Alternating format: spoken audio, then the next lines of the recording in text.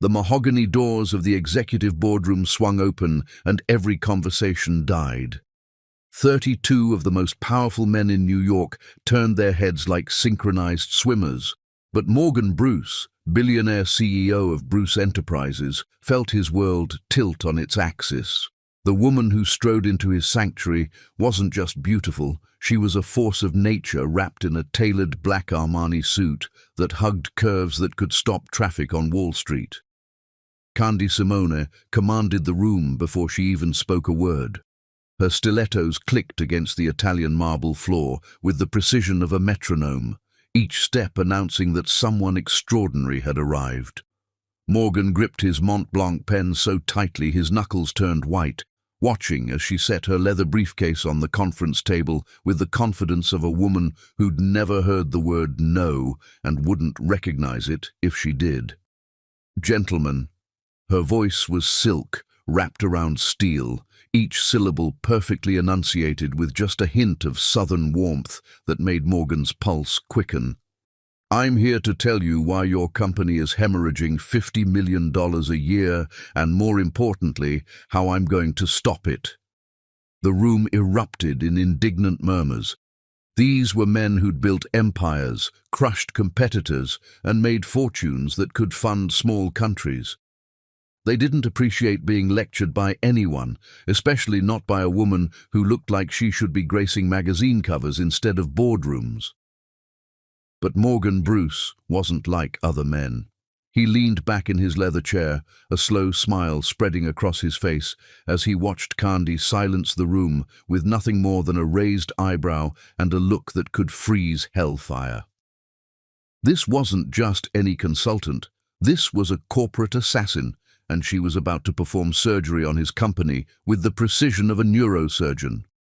"Your quarterly reports show a pattern," Candy continued, her fingers dancing across her tablet as she pulled up holographic projections that filled the air above the conference table.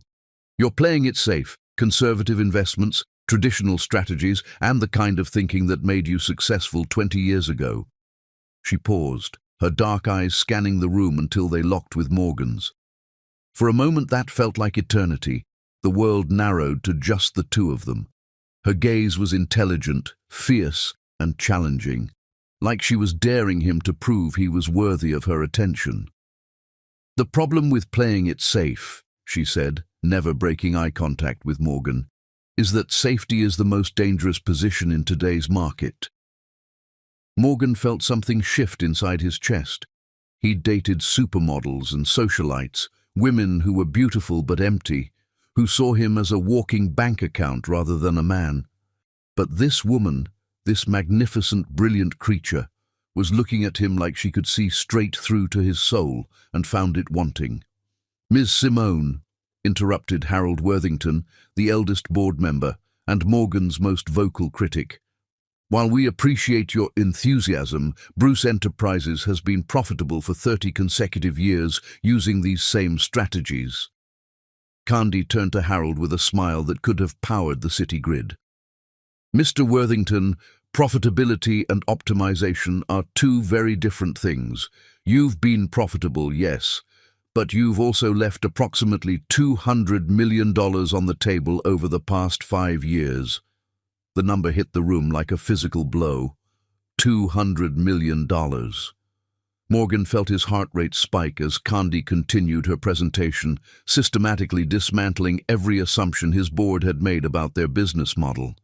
She moved like a dancer, graceful and purposeful, her hands painting pictures in the air as she explained complex financial instruments and market strategies that most Harvard MBAs would struggle to understand. But it wasn't just her intelligence that captivated Morgan. It was the passion in her voice, the way her eyes lit up when she talked about turning companies around, the fire that burned behind her professional exterior. "Your technology division alone could be worth 3 times its current valuation with the right partnerships," Candy explained, pulling up comparative analysis charts that made Morgan's head spin. "Your real estate holdings are underutilized, your international expansion has been timid at best, and don't get me started on your social media strategy." She paused at the head of the table, directly across from Morgan, and placed both hands flat on the mahogany surface. The gesture was simple, but it transformed her from presenter to predator, a corporate shark who'd smelled blood in the water. "I can increase your profit margins by 40% within 18 months, she said, her voice dropping to barely above a whisper. "But it requires vision, courage, and the willingness to stop thinking like your grandfather's company and start thinking like the empire you could become." The room was dead silent. Morgan could hear his own heartbeat thundering in his ears as he stared at this incredible woman who'd just promised to make him richer than his wildest dreams. But money wasn't what had his attention anymore. It was the way she moved her hands when she talked, graceful and expressive, like a conductor directing an orchestra. It was the tiny beauty mark just above her left eyebrow that made her face even more captivating. It was the confidence that radiated from her like heat from a flame, the intelligence that sparkled in her eyes, and the way she'd challenged every man in the room without breaking a sweat. "I don't even know her," Morgan whispered to himself, not realizing he'd spoken aloud until James Patterson, his business partner and closest friend, leaned over with a knowing smirk. "You look like you're in love already, Morgan," James murmured, his voice barely audible. Morgan didn't deny it. He couldn't.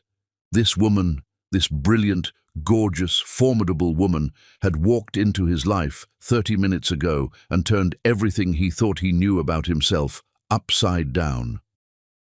Candy finished her presentation with a flourish, shutting down her holographic displays and returning her tablet to her briefcase with movements so smooth they looked choreographed.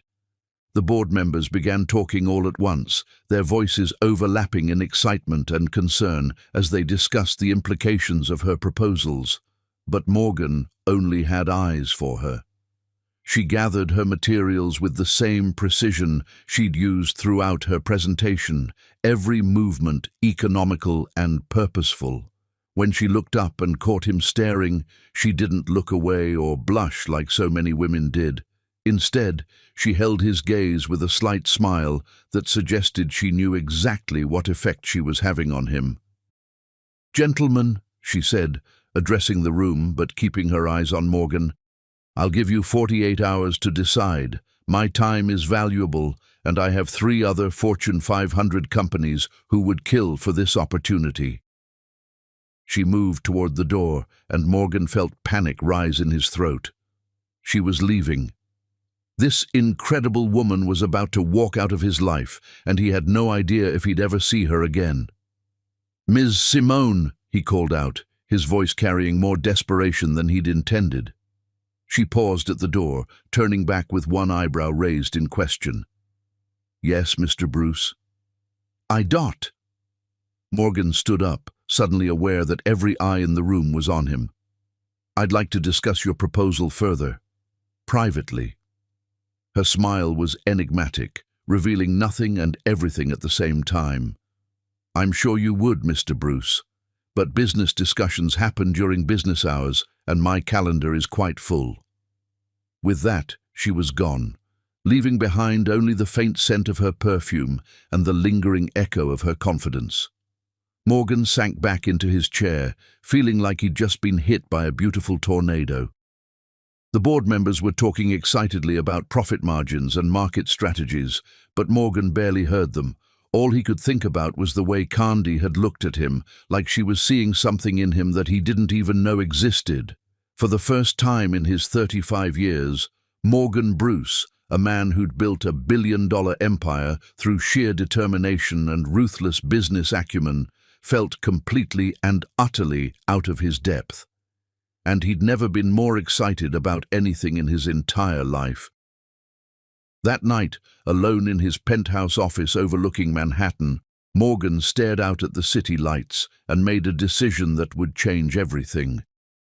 He was going to pursue Candy Simone with the same relentless determination he'd used to build his empire. He had no idea that the most important conquest of his life was about to begin. Chapter 2. The relentless pursuit.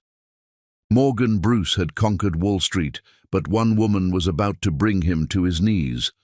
3 days had passed since Candy Simone had walked out of his boardroom, and Morgan felt like a man dying of thirst in a desert made of spreadsheets and quarterly reports. He'd tried to focus on business, attempted to review the merger proposals stacked on his mahogany desk, but every few minutes his mind would drift back to the way she'd commanded his boardroom like a queen addressing her subjects.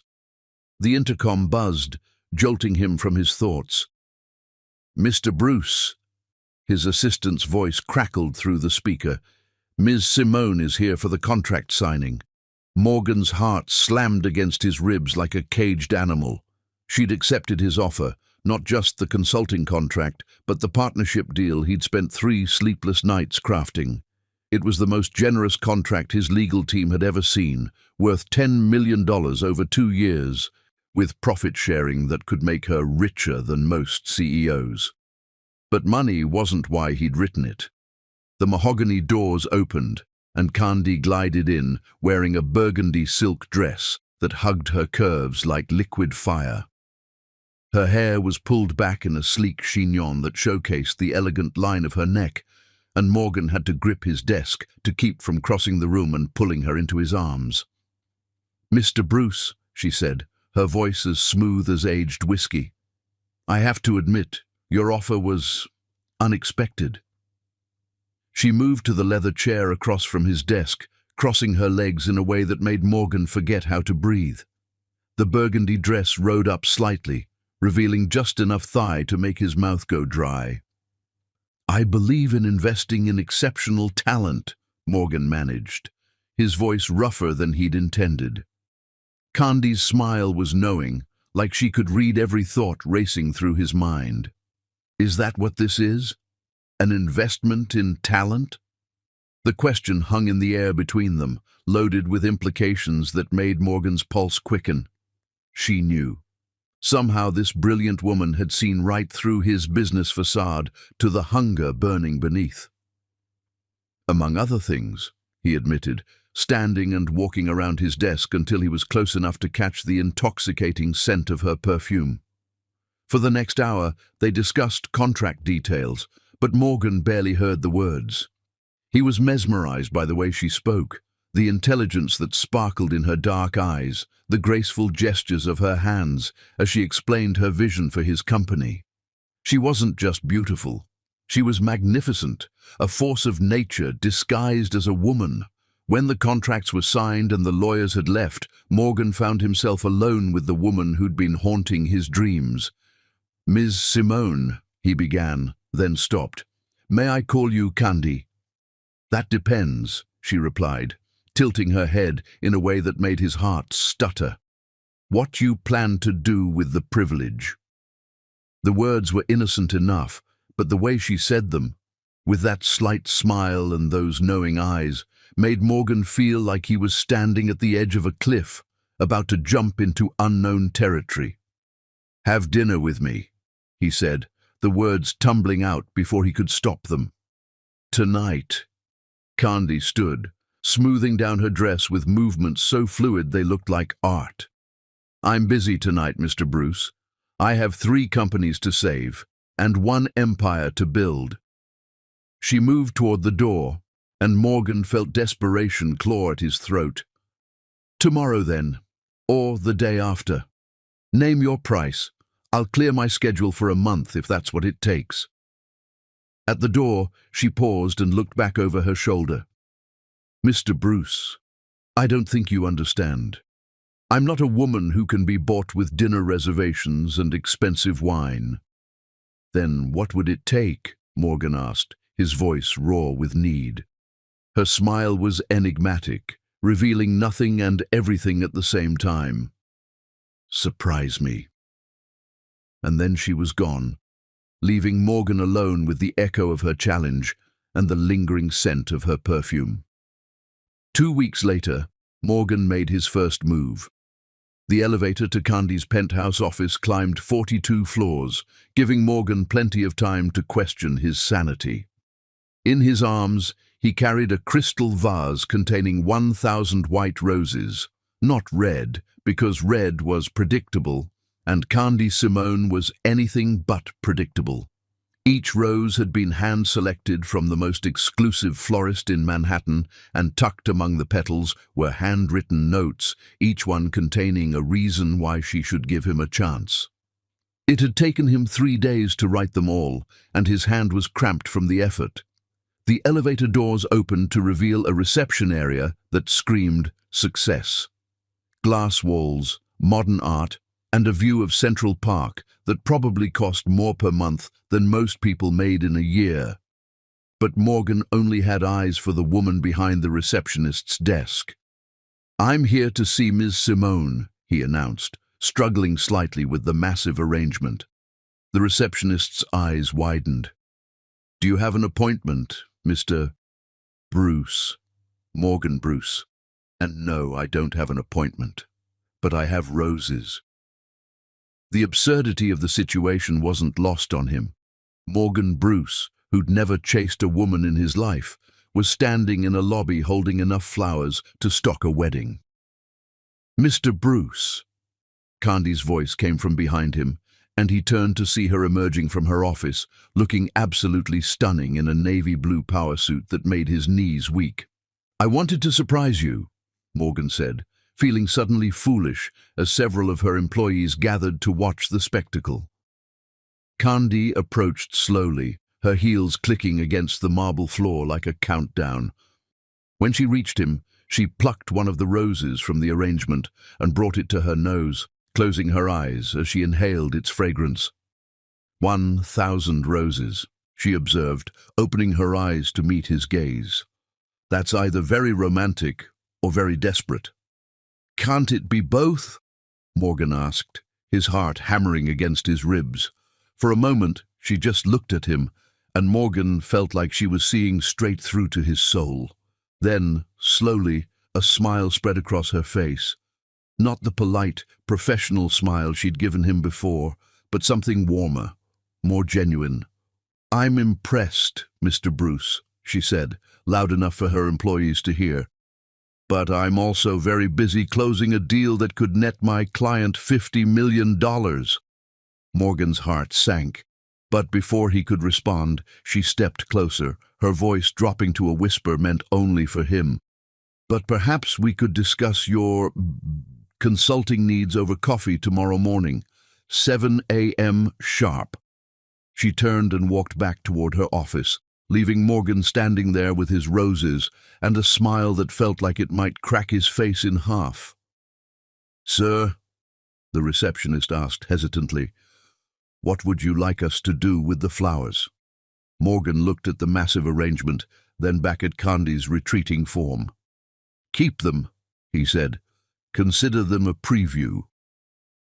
The coffee meeting was a disaster. The second proposal was worse. Morgan had arrived at 7 a.m. sharp, only to find a note from Candy's assistant explaining that she'd been called away on an emergency, a hostile takeover attempt at one of her client companies that required her immediate attention. He'd waited anyway for 3 hours until her assistant had finally convinced him that Candy wouldn't be returning that day.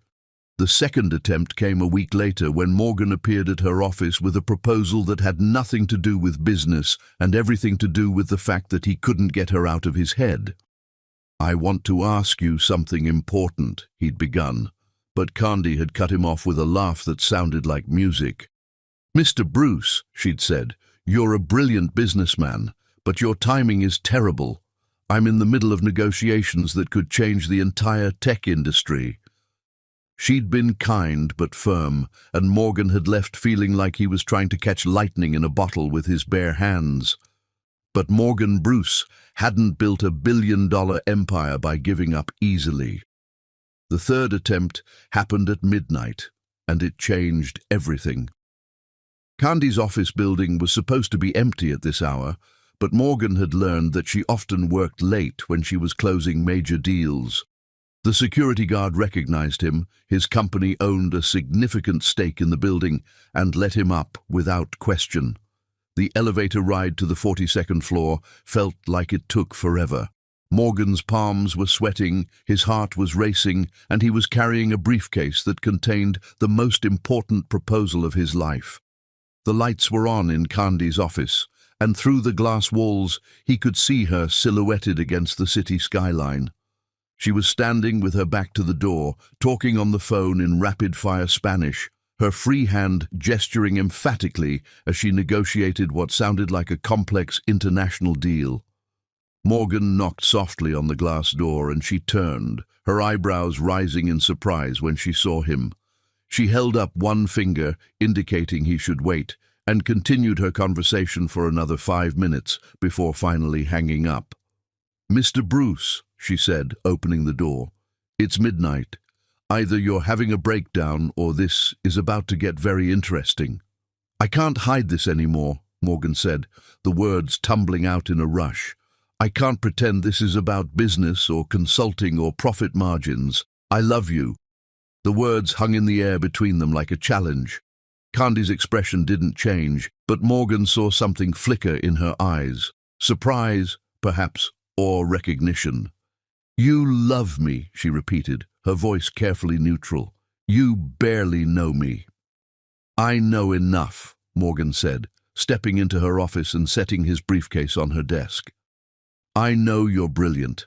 I know you're driven. I know you see the world differently than anyone I've ever met, and I know that every day since you walked into my boardroom, I've felt like I was sleepwalking through my life, until you woke me up." Candy moved to the window, gazing out at the city lights spread below them. "And what exactly are you proposing, Mr. Bruce?" Morgan opened his briefcase and pulled out a folder thick with legal documents. "A merger," he said. "Not between our companies. Between us."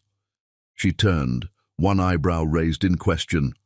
"I'm proposing marriage, Candy.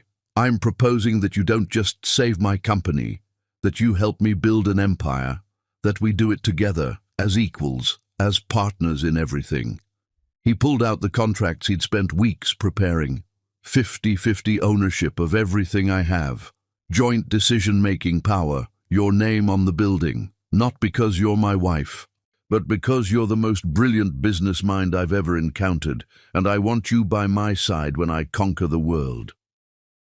Candy took the contracts, her eyes scanning the pages with the speed and precision of a legal expert. Morgan watched her face, trying to read her expression, but she was giving nothing away. "This is," she began, then stopped, looking up at him with something like wonder in her eyes. "This is the most ridiculous thing anyone has ever offered me." Morgan's heart sank. "I understand if it's too much, too fast." "Ridiculous," she continued, "because it's exactly what I would have proposed myself." She set the contracts down and moved toward him, closing the distance between them until she was close enough that he could see the gold flecks in her dark eyes. "Mr. Bruce," she said, her voice soft but firm, "if you're going to propose to me, you're going to do it properly." Morgan dropped to one knee so fast he nearly toppled over. From his jacket pocket, he pulled out a ring box that contained a 10-carat diamond surrounded by emeralds, not because it was expensive, but because the emeralds matched her eyes. "Candy Simone," he said, his voice rough with emotion, "will you marry me? Will you help me build an empire that makes everything we've accomplished so far look like practice? Will you be my partner, my equal, my queen?" Candy looked down at him for a long moment, and Morgan felt like his entire future hung in the balance. Then, slowly, a smile spread across her face, the most beautiful sight he'd ever seen. "Yes," she said simply, "but only because you finally learned how to surprise me." As Morgan slipped the ring onto her finger, he knew his life was about to change in ways he couldn't even imagine. He was no longer just a billionaire CEO. He was about to become half of the most powerful couple in the world. Chapter 3. Wedding Night. Fire and Passion. 6 months later, Manhattan held its breath as two empires became one. The Cathedral of St. John the Divine had witnessed many grand weddings, but nothing compared to the union of Morgan Bruce and Candy Simone. 500 of the most powerful people in the world filled the Gothic arches, while outside, 1,000 photographers fought for the perfect shot of what the media had dubbed the wedding of the century. Candy stood at the massive oak doors, her hand resting on her father's arm, wearing a custom Vera Wang gown that had taken 4 months to create. The dress was a masterpiece of silk and diamonds, with a train that stretched 20 feet behind her, but it was her radiance that took everyone's breath away. She looked like a queen preparing to claim her throne. "You ready for this, baby girl?" her father whispered, his voice thick with emotion. Candy squeezed his arm, her eyes fixed on the altar where Morgan waited in a tuxedo that had been tailored to perfection. Even from this distance, she could see the love and desire burning in his eyes, and she felt an answering fire kindle in her chest. "I've been ready my whole life, Daddy," she whispered back. The doors opened, and Wagner's bridal chorus filled the cathedral as Candy began her walk down the aisle, but she only had eyes for Morgan, who looked like he'd forgotten how to breathe as he watched her approach. Every step brought her closer to the man who'd turned her carefully ordered world upside down. 6 months ago, she'd been a successful consultant with a business to run and goals to achieve. Now she was about to become half of the most powerful couple in New York, and the thought both thrilled and terrified her. Morgan's best man, James Patterson, leaned over and whispered, "Breathe, man. You look like you're about to pass out." But Morgan couldn't breathe. Watching Candy walk toward him was like watching a goddess descend from Mount Olympus. The diamonds in her dress caught the light from the stained glass windows, making her glow like she was made of starlight. Her dark hair was swept up in an elaborate style that showcased the elegant line of her neck, and the smile on her face was radiant enough to power the entire city. When she finally reached the altar, her father placed her hand in Morgan's, and the simple touch sent electricity racing through both their bodies. "Take care of my daughter," her father said, his voice carrying the weight of a father's love and the subtle threat of a man who'd built his own fortune from nothing. "With my life," Morgan promised, and he meant it. The ceremony was a blur of vows and rings, of promises made before God and 500 witnesses. But when the minister finally pronounced them husband and wife, and Morgan lifted Candy's veil to claim his first kiss as her husband, the rest of the world faded away. The kiss was soft at first, almost reverent, but then Candy's hands fisted in Morgan's lapels and pulled him closer, and the kiss deepened into something that made the congregation collectively hold their breath. It was a kiss that spoke of promises yet to be kept, of passion that had been building for months, of 2 people who'd found their perfect match in each other. When they finally broke apart, both were breathing hard, and Morgan's eyes held a heat that made Candy's knees weak. "Hello, Mrs. Bruce," he whispered, his voice rough with emotion. "Hello, husband," she whispered back, and the word sent a thrill through both of them. The reception was legendary, but it was only a prelude to what came after. The Rainbow Room had been transformed into a wonderland of roses and crystal, with a view of Manhattan that made everyone feel like they were dining among the stars. The food was exquisite, the champagne flowed like water, and the dancing went on until nearly midnight. But Morgan and Candy barely noticed any of it. They moved through the evening like actors playing a role, accepting congratulations and posing for photos, but their minds were already racing ahead to what came next. Finally, as the last guest departed and the photographers packed away their equipment, Morgan swept Candy into his arms and carried her to the elevator that would take them to the penthouse suite he'd reserved for their wedding night. "Are you kidnapping me, Mr. Bruce?" Candy asked. Her arms wound around his neck as he carried her effortlessly. "Just claiming what's mine, Mrs. Bruce," Morgan replied, his voice low and full of promise. The elevator ride to the top floor felt like it took forever. They were alone for the first time all day, and the tension that had been building between them for months was now crackling in the air like electricity before a storm. When the doors opened to reveal the penthouse suite, Candy gasped. The entire space was filled with candles and white roses, and through the floor-to-ceiling windows, the lights of Manhattan sparkled like diamonds against black velvet. Morgan carried her across the threshold and set her down gently in the center of the room, but he didn't step back. Instead, he cupped her face in his hands, his thumbs tracing the high line of her cheekbones. "I can't believe you're mine," he whispered, his voice filled with wonder. "I can't believe I waited so long to let you catch me," Candy replied, her hands coming up to cover his. They stood there for a moment, just looking at each other, both of them aware that they were on the threshold of something that would change everything. They'd been building toward this moment for months, stolen kisses in boardrooms, heated glances across dinner tables, the constant tension of two people who wanted each other desperately but had been waiting for the right moment. That moment was now. Morgan's hands moved to the intricate buttons that ran down the back of Candy's wedding dress, his fingers working with surprising skill, despite the way they trembled slightly. "Are you nervous?" Candy asked, her own voice breathless as she felt the dress begin to loosen.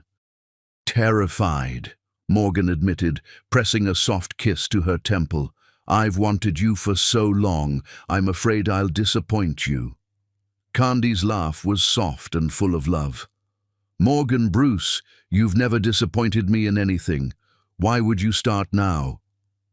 The dress fell away like water, pooling at Candy's feet in a cascade of silk and diamonds. Underneath, she wore lingerie that had been custom-made for this night. Ivory silk and French lace that made Morgan's mouth go dry. "My God," he breathed, his eyes drinking in every curve, every perfect line of her body. "You're so beautiful it hurts to look at you." Candy's hands moved to his bow tie, untying it with movements that were both graceful and urgent. "Then stop looking," she whispered, "and start touching." That was all the invitation Morgan needed. His mouth crashed down on hers in a kiss that was hungry and desperate, months of wanting finally finding release. His hands roamed her body like he was trying to memorize every inch of her skin, and Candy responded with equal fervor, her nails raking down his back as she tried to pull him closer.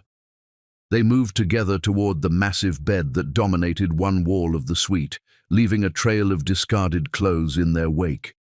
Morgan's tuxedo jacket hit the floor, followed by his shirt, and Candy's hands explored the hard planes of his chest with reverent touches that made him groan. When they finally fell onto the bed together, both were breathing hard, their bodies pressed together, skin to skin for the first time. Morgan propped himself up on his elbows, looking down at his wife with an expression of such love and desire that Candy felt tears prick at her eyes. "I love you," he said, his voice rough with emotion. "I've loved you since the moment you walked into my boardroom and turned my world upside down." "I love you too," Candy replied, her hands framing his face. "I fought it for months because I was scared of losing control, but you make me want to lose control." "Then let go," Morgan whispered, pressing soft kisses along the column of her throat. "Let me love you the way you deserve to be loved." What followed was a dance as old as time, but as new as their love for each other. Morgan worshipped Candy's body with a reverence that brought tears to her eyes, his hands and mouth exploring every curve, every sensitive spot, until she was trembling with need. When she reached for him, her own hands eager to explore and please, Morgan had to close his eyes against the overwhelming sensation of finally being touched by the woman he'd dreamed about for months. "I want you," Candy whispered against his ear, her voice husky with desire. "I want all of you." "Are you sure?" Morgan asked, even though his body was screaming for her. "Once we do this, there's no going back.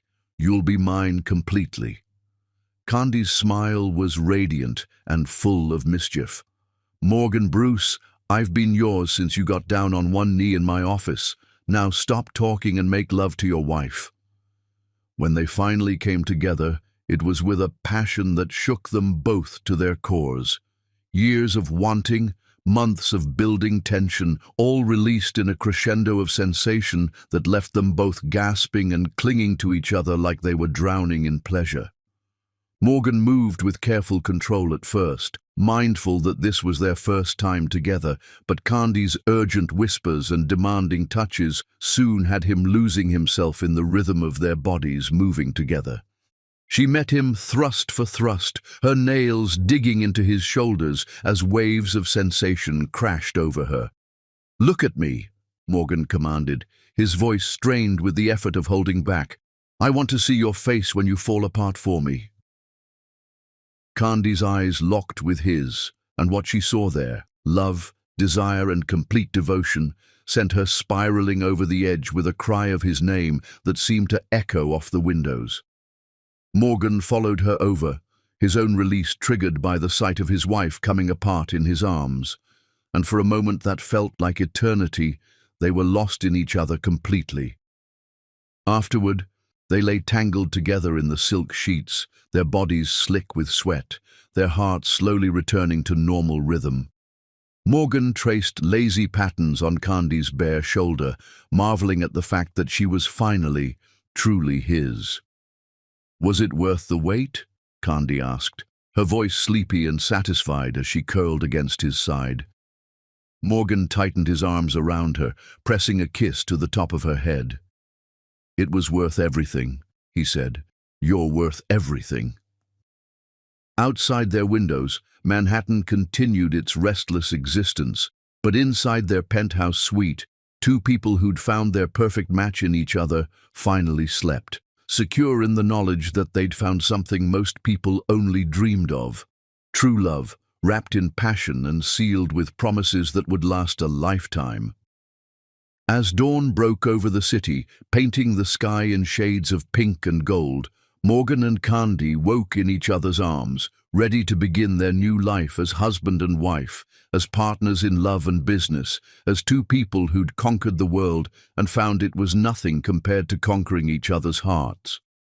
Their honeymoon would take them to a private island in the Caribbean, but the real journey was just beginning. Together, they would build an empire that would make their individual successes look like practice runs.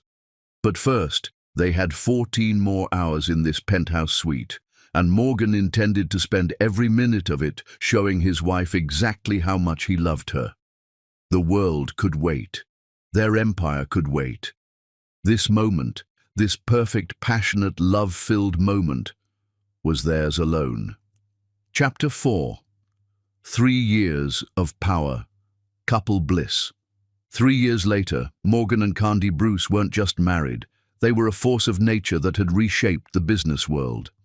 The morning sun streamed through the floor-to-ceiling windows of their penthouse bedroom, casting golden light across the Egyptian cotton sheets where Candy lay sleeping, her dark hair spread across the pillow like silk.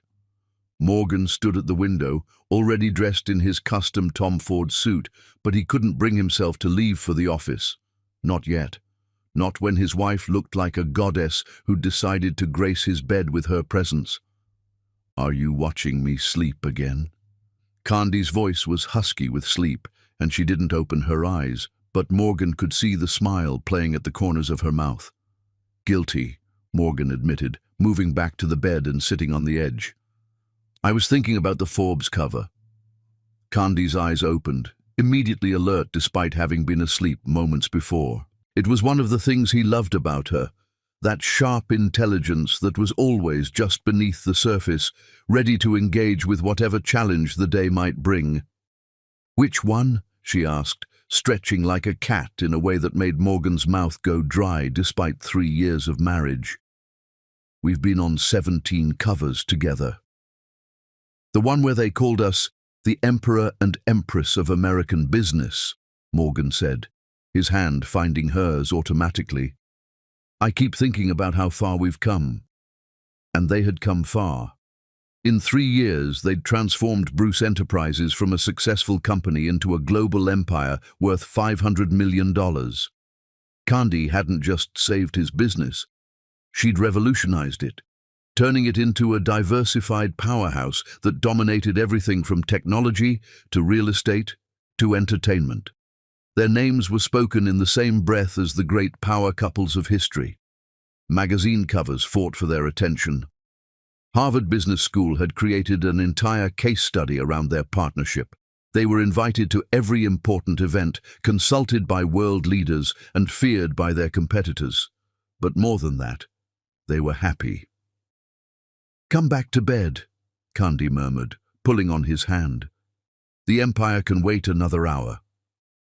"We have the board meeting at 9, Morgan protested, but he was already loosening his tie. "We own the board," Candy laughed, sitting up and letting the sheet fall away from her body in a way that made Morgan forget every appointment on his calendar. "They'll wait."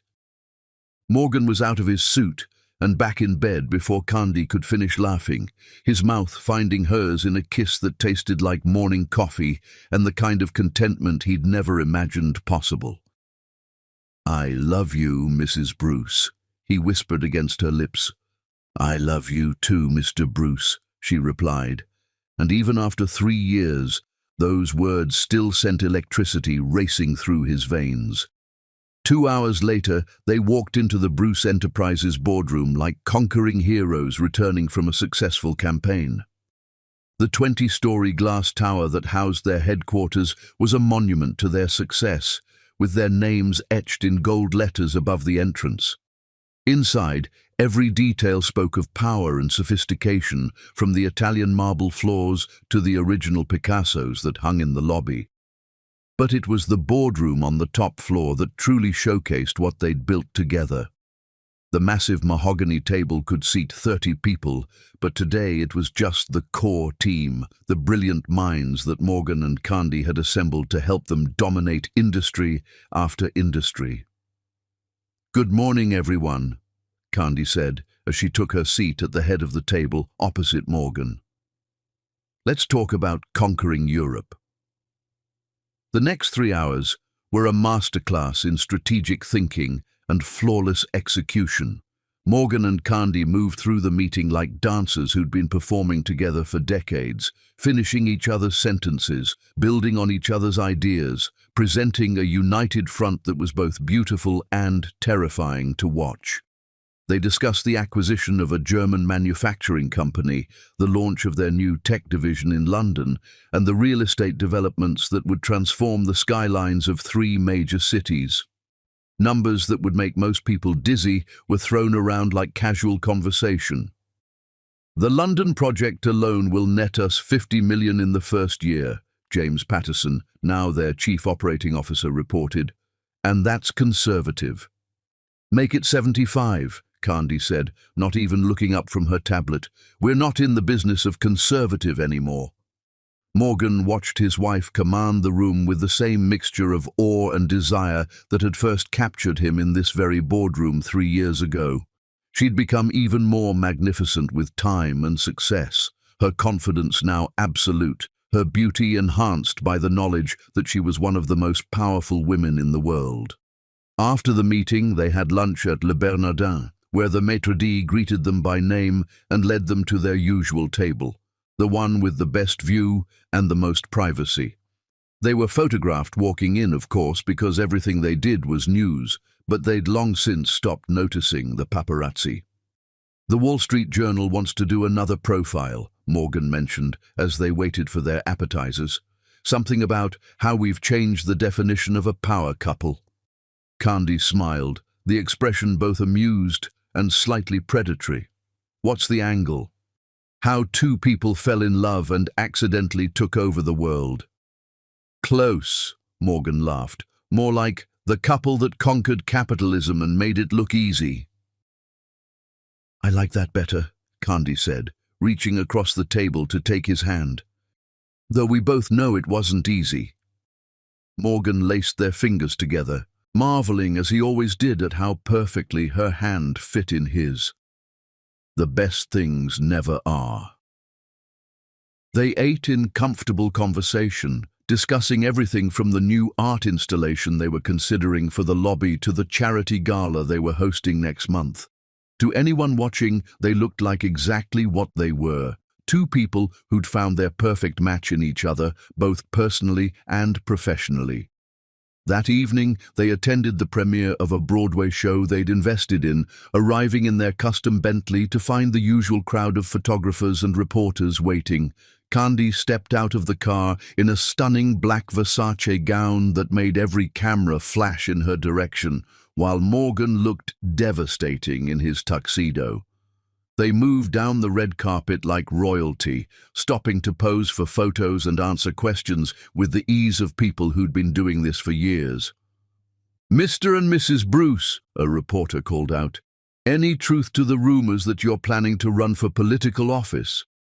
Morgan and Candy exchanged a look that spoke volumes. They'd been having that conversation more and more lately, though neither had made any definitive decisions. "We're focused on building our business empire right now," Candy replied diplomatically, "but we never rule anything out." "You two seem to have the perfect marriage," another reporter pressed. "What's your secret?"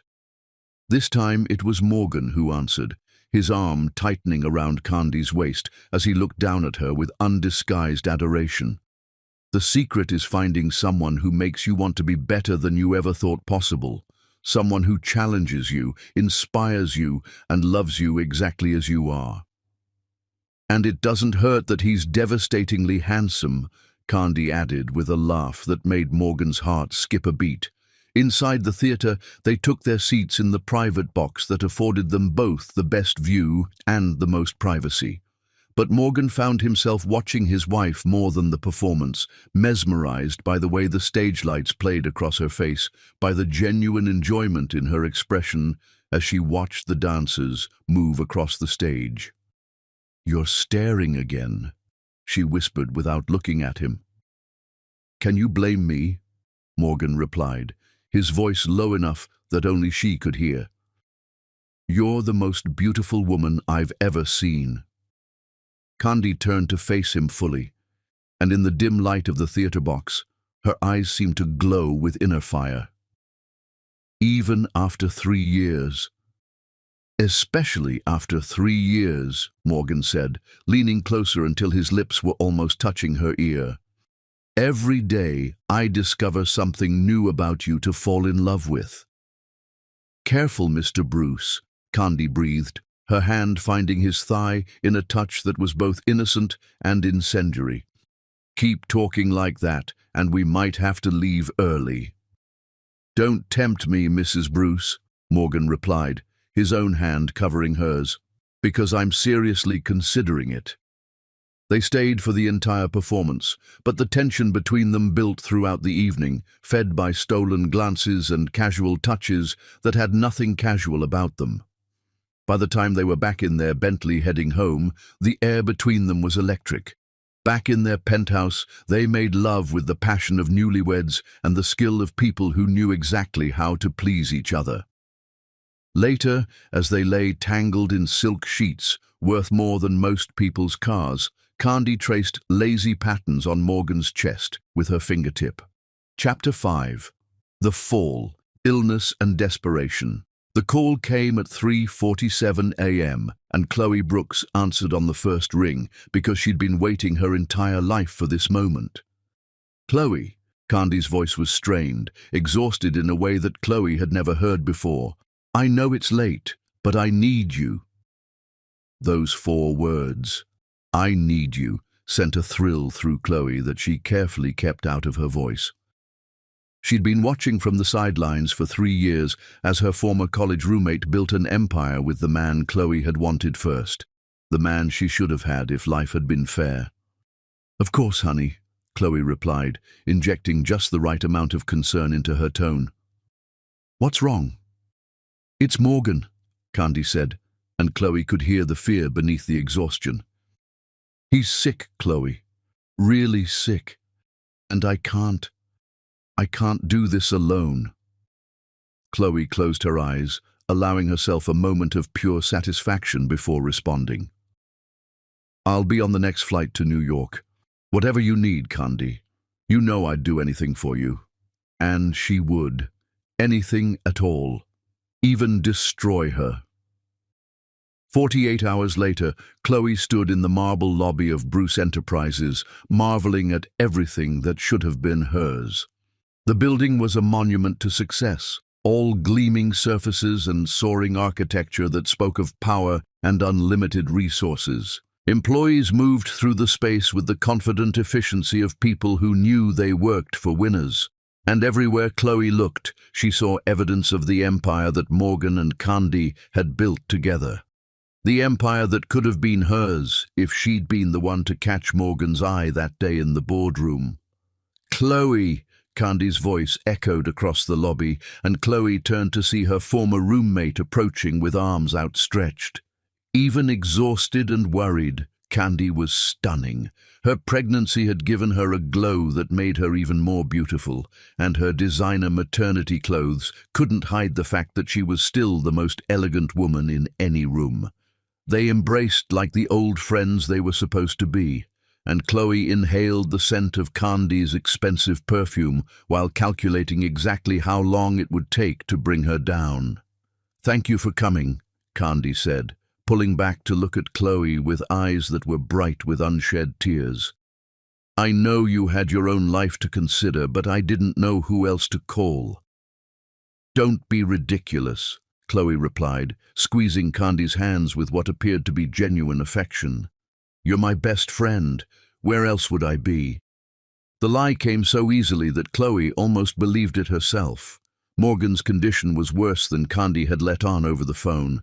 The autoimmune disorder had attacked his nervous system, leaving him weak and disoriented for hours at a time. Some days he could barely get out of bed, let alone run a multinational corporation. The treatments were helping but slowly, and the doctors warned that it could be months before he was back to full strength. Chloe found him in his home office, hunched over financial reports with the desperate intensity of a man trying to hold on to control that was slipping through his fingers. He looked up when she entered, and she was shocked by how much the illness had aged him. The vibrant, commanding presence that had first attracted her had been replaced by something fragile and vulnerable. Perfect. "Chloe," Morgan said, attempting a smile that didn't quite reach his eyes. "Candy told me you were coming to help. I can't tell you how grateful I am." "Anything for family," Chloe replied, settling into the chair across from his desk with practiced grace. "Tell me what you need."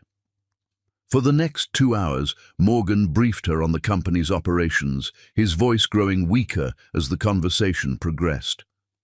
Chloe listened with apparent attention while actually studying him, cataloguing his weaknesses, identifying the precise pressure points that would make him most vulnerable to her eventual assault. "The European expansion is critical," Morgan was saying, rubbing his temples as another headache began to build.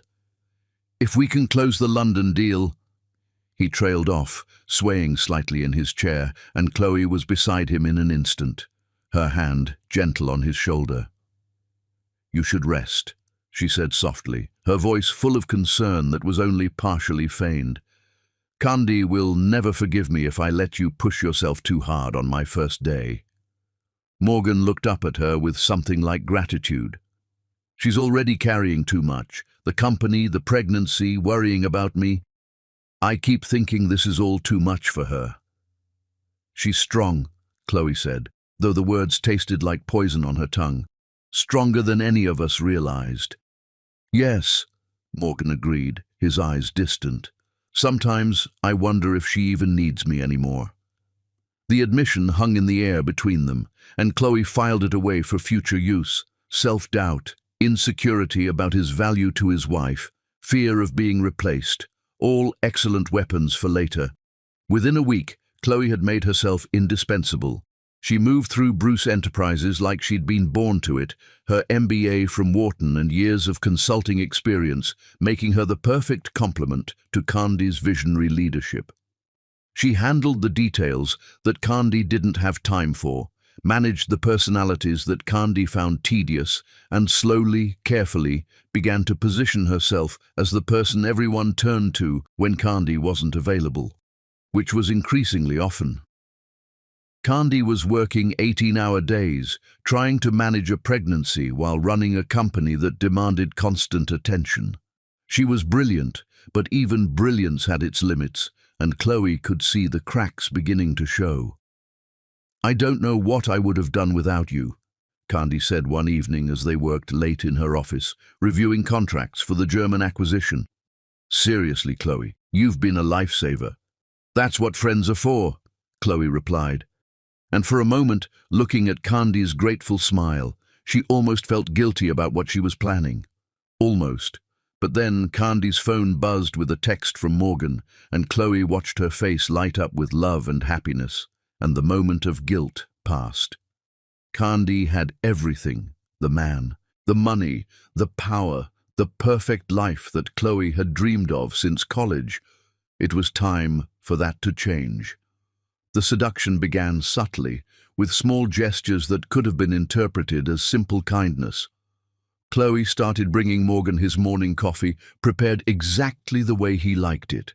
She remembered details about his preferences, asked thoughtful questions about his treatment, and gradually became the person he turned to when he needed someone to listen. "Candy's so busy," he confided one afternoon when the exhaustion had left him particularly vulnerable. "I know she loves me, but sometimes I feel like I'm just another item on her endless to-do list." "She's under enormous pressure," Chloe said sympathetically, perching on the edge of his desk in a way that was professional but somehow intimate. "But that doesn't mean she doesn't need you. You're her anchor, Morgan. Her strength." It was exactly what he needed to hear, delivered by a woman who was beautiful, attentive, and completely focused on him. Chloe watched the seeds of dependence begin to take root and smiled. By the end of the month, the dynamic in the Bruce household had shifted in ways that were invisible to everyone except Chloe. Candy came home exhausted from managing crises that Chloe had subtly orchestrated. Morgan grew increasingly dependent on Chloe's attention and support, and Chloe positioned herself as the indispensable bridge between them, the person who understood both their needs and could meet them when they couldn't meet each other's. "I should probably find my own place," Chloe mentioned one evening, as the three of them shared dinner in the penthouse. "I've been imposing on your hospitality for weeks." "Absolutely not," Candy said immediately. "Your family, Chloe. Besides, I need you here. We both do." "If you're sure," Chloe replied, her eyes meeting Morgan's across the table. "I just want to help however I can." Morgan nodded, his gaze lingering on Chloe's face a moment longer than strictly appropriate. "We're grateful to have you." The words were innocent enough, but Chloe heard the undertone of something deeper, something that spoke of needs that weren't being met and attention that was being redirected. Phase 1 was complete. Phase 2 would be more dangerous, but also more rewarding. The first real crack in the facade appeared on a rainy Thursday evening in October. Candy had been called away to handle an emergency with their Los Angeles office, leaving Morgan and Chloe alone in the penthouse for the first time since she'd arrived. Morgan was having one of his bad days, the illness leaving him weak and disoriented, and Chloe found him sitting in his study, staring out at the city lights with an expression of profound loneliness. "Penny for your thoughts?" she asked softly, settling into the chair beside him with 2 glasses of the expensive whiskey she'd noticed he favored. "Just thinking about how different everything is now," Morgan said, accepting the glass gratefully. "A year ago, I felt like I could conquer the world. Now I can barely make it through a board meeting without falling asleep." "You're being too hard on yourself," Chloe said, her voice warm with sympathy. "You're fighting a serious illness while trying to maintain an empire. That takes incredible strength." "Candy doesn't seem to need anyone's help," Morgan replied, taking a larger sip of whiskey than was probably wise given his medication. "She just adapts, overcomes, succeeds at everything she touches. She's remarkable, Chloe agreed, and for once she meant it. But she's also human, even if she doesn't always show it. They sat in comfortable silence for a while, the whiskey and the intimate setting creating an atmosphere of shared confidence that Chloe had been carefully cultivating for weeks.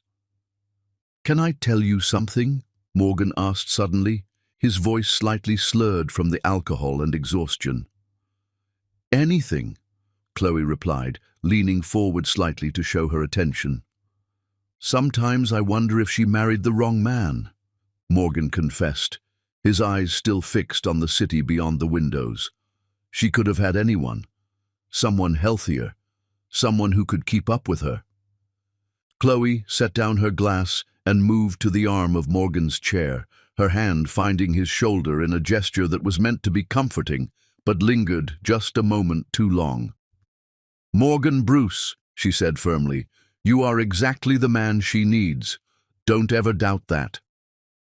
When he looked up at her, his eyes were bright with unshed tears and something else, gratitude, need, and the beginning of something that could be shaped into whatever Chloe wanted it to become. "Thank you," he whispered, "for being here, for understanding."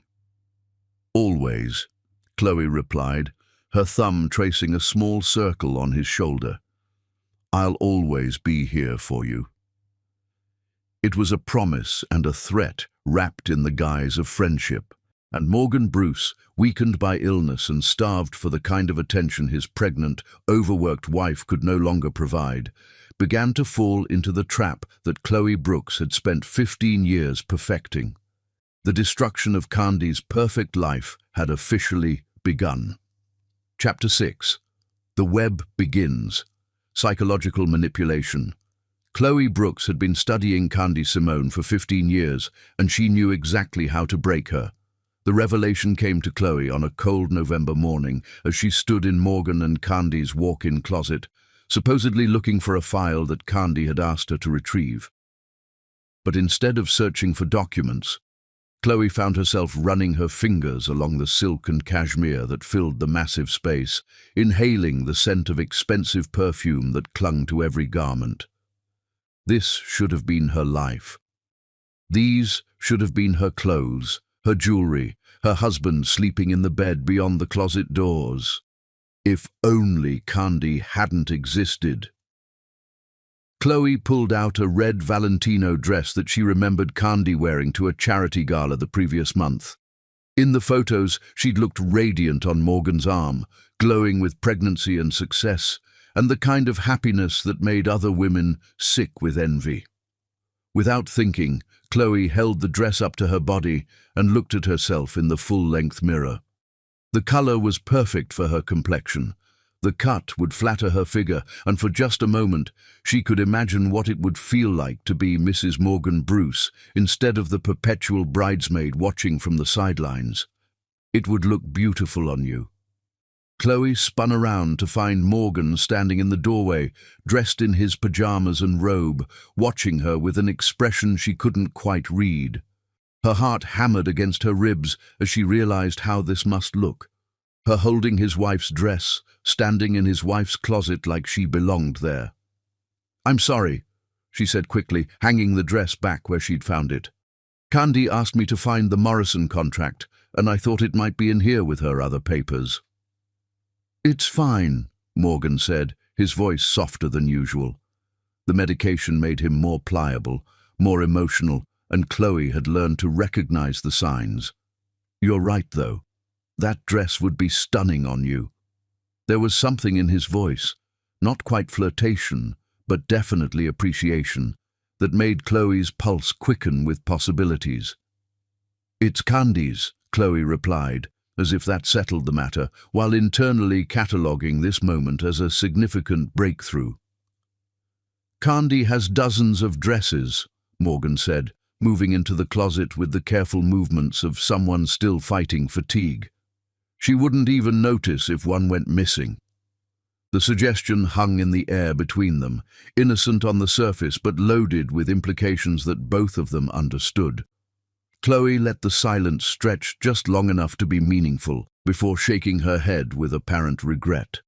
"I couldn't," she said, "but thank you for saying it would look good on me." "You don't need designer clothes to be beautiful, Chloe," Morgan said, and this time there was definitely something more than friendship in his voice. "You're naturally gorgeous." Chloe felt a thrill of victory so intense it was almost sexual. The seeds she'd been planting for months were finally starting to sprout.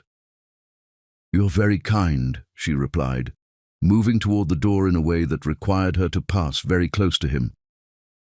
"But I should let you rest. Candy will be back from Chicago tonight, and she'll want you to have your strength." As she brushed past him, Chloe made sure their arms touched, just briefly, just enough to send a spark of electricity between them. Morgan's sharp intake of breath told her the contact hadn't gone unnoticed.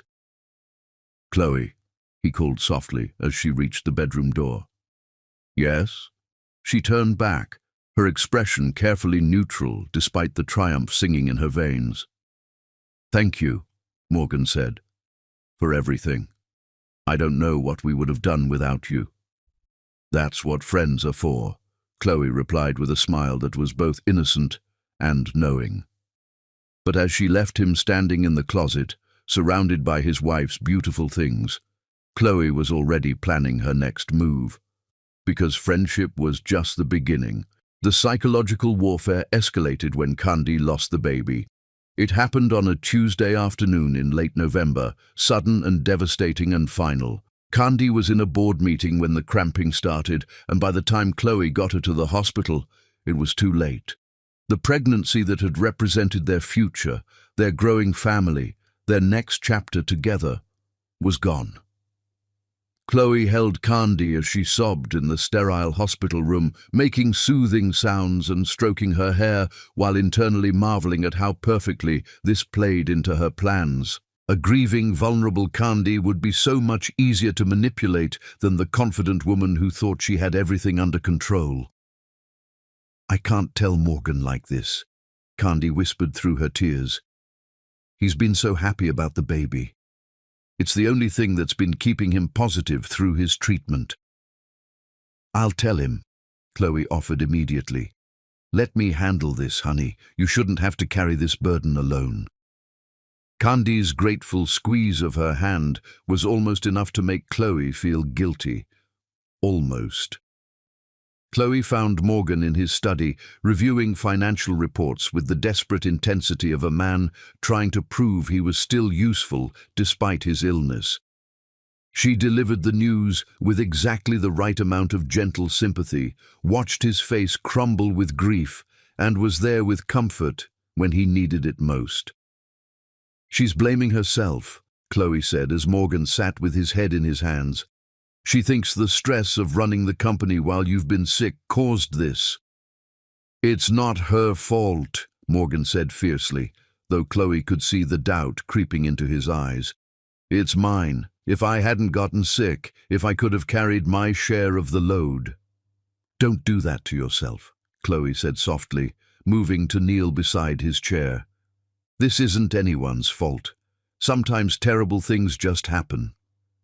But even as she offered comfort, Chloe was carefully planting seeds of guilt and responsibility that would fester in the coming weeks. Morgan already felt useless because of his illness. Now he would feel responsible for the loss of their child. It was cruel and calculated and absolutely perfect for her purposes. The months that followed were a masterclass in psychological manipulation. Candy threw herself into work with an intensity that bordered on obsession, as if she could outrun her grief by burying herself in quarterly reports and acquisition deals. She was at the office before dawn and didn't come home until after midnight. And when she was home, she was distant and distracted, a shadow of the vibrant woman she'd once been. Morgan, still weakened by his illness and now devastated by the loss of their child, watched his wife retreat into herself and felt helpless to reach her. The treatments were working, slowly, but his recovery was hampered by depression and a growing sense that he was failing at everything that mattered. And Chloe was there for both of them, the perfect friend who anticipated their needs and met them before they even had to ask. For Candy, she became the competent assistant who handled the details that grief made overwhelming. She managed schedules, fielded calls, and slowly took over more and more of the daily operations that Candy couldn't focus on anymore. For Morgan, she became something more dangerous, the understanding confidant who listened without judgment, who made him feel valued and appreciated when his own wife seemed to look through him like he wasn't there. "She's different now," Morgan confided to Chloe one evening when Candy had cancelled dinner plans to handle a crisis in their Tokyo office. "I know she's grieving, but it's like she's pulling away from me completely." "Grief affects everyone differently," Chloe said, settling beside him on the leather sofa in his study with 2 glasses of wine. "Some people need to process alone before they can share their feelings." "But we used to share everything," Morgan said, his voice heavy with loss that had nothing to do with the miscarriage. "We were a team. Now I feel like I'm just in the way." Chloe let the silence stretch for a moment, as if she was carefully considering her words. "Maybe she needs to see that you're still the strong man she married," she suggested gently. "Maybe if you took more control of the situation, showed more leadership." It was subtle manipulation disguised as helpful advice, designed to make Morgan feel like he needed to prove himself while simultaneously undermining his confidence in his wife's feelings for him. "I don't know if I have the strength for that anymore," Morgan admitted, and Chloe felt another thrill of victory. "You're stronger than you think," she said, placing her hand over his in a gesture that was becoming increasingly familiar. "You just need someone who believes in you." The implication was clear.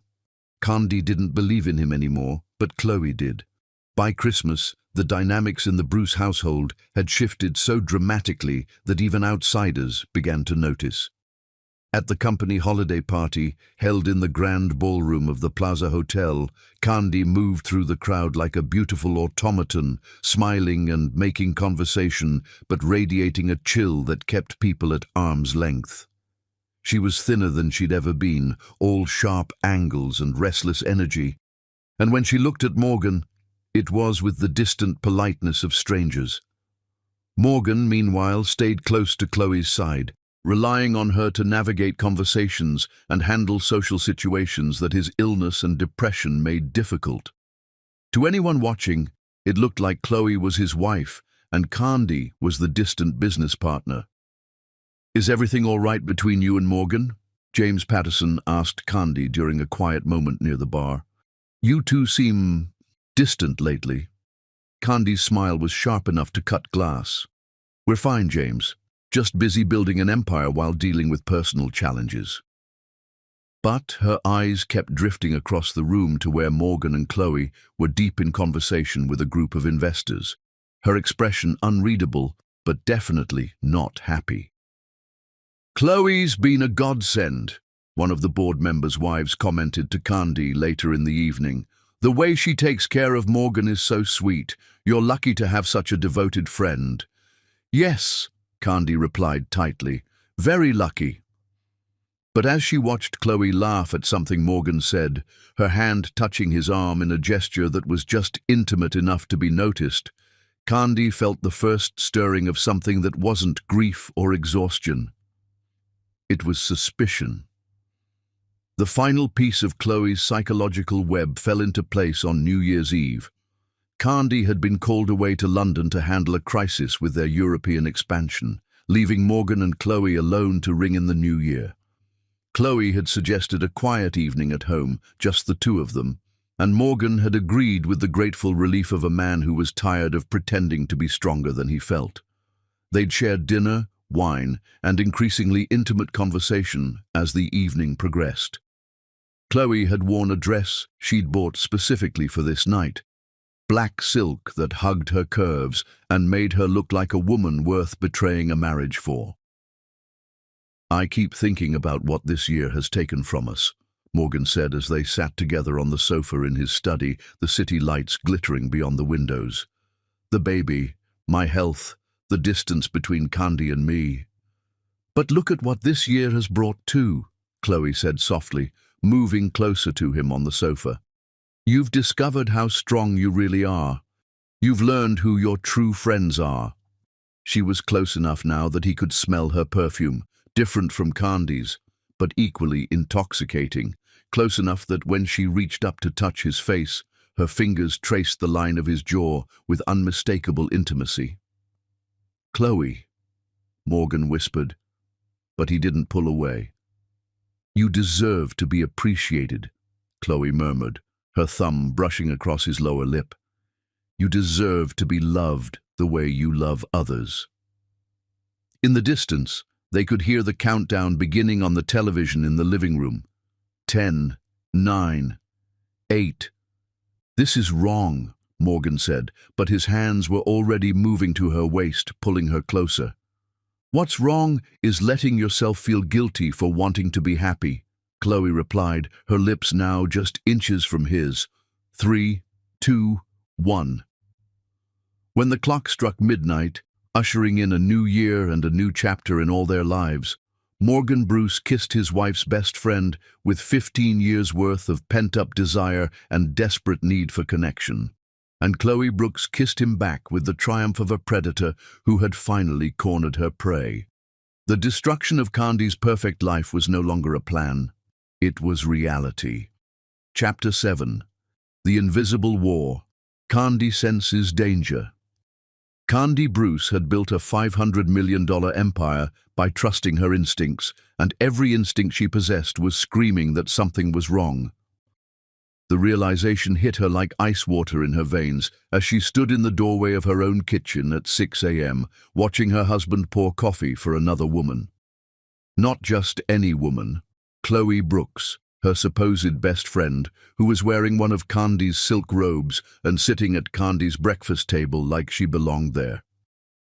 "Morning, honey," Morgan said when he noticed her, his voice carrying a guilt that he was trying too hard to hide.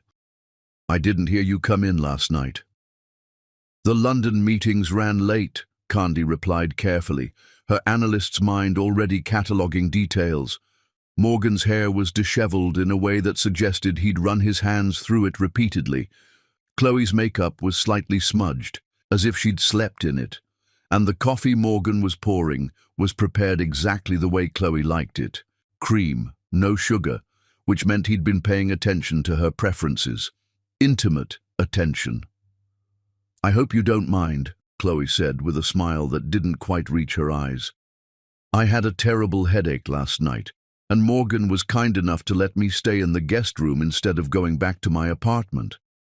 The explanation was perfectly reasonable, perfectly innocent, and perfectly designed to explain away anything Candy might have noticed, which meant Chloe had been prepared for this conversation, had thought through potential questions, and crafted answers in advance.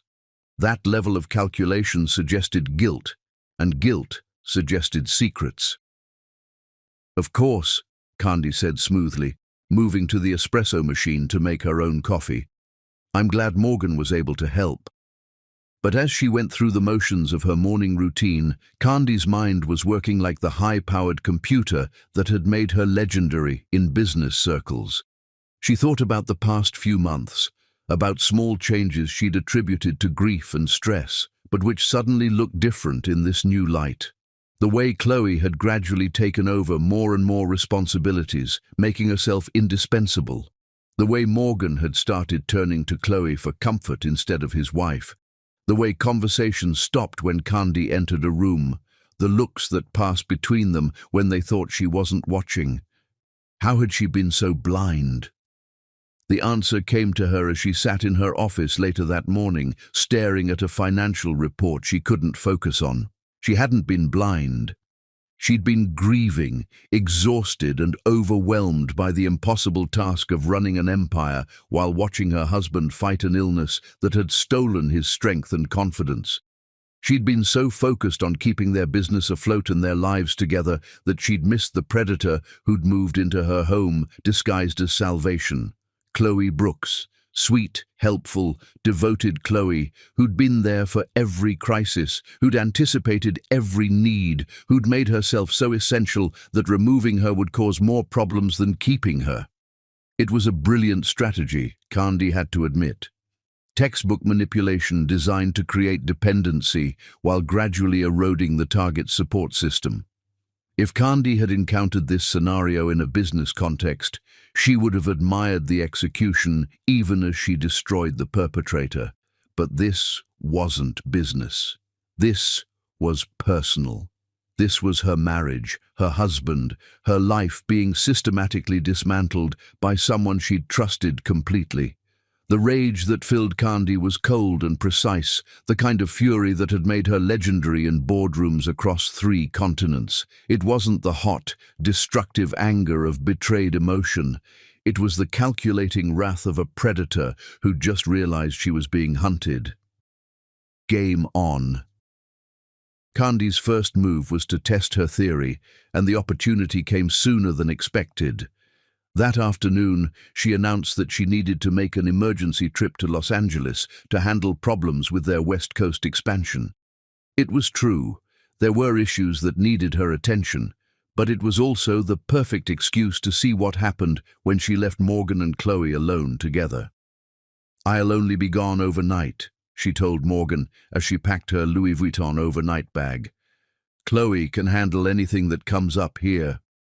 "I hate that you have to travel so much," Morgan said, but there was something in his voice that sounded more like relief than regret. "Maybe I should come with you. I'm feeling stronger these days."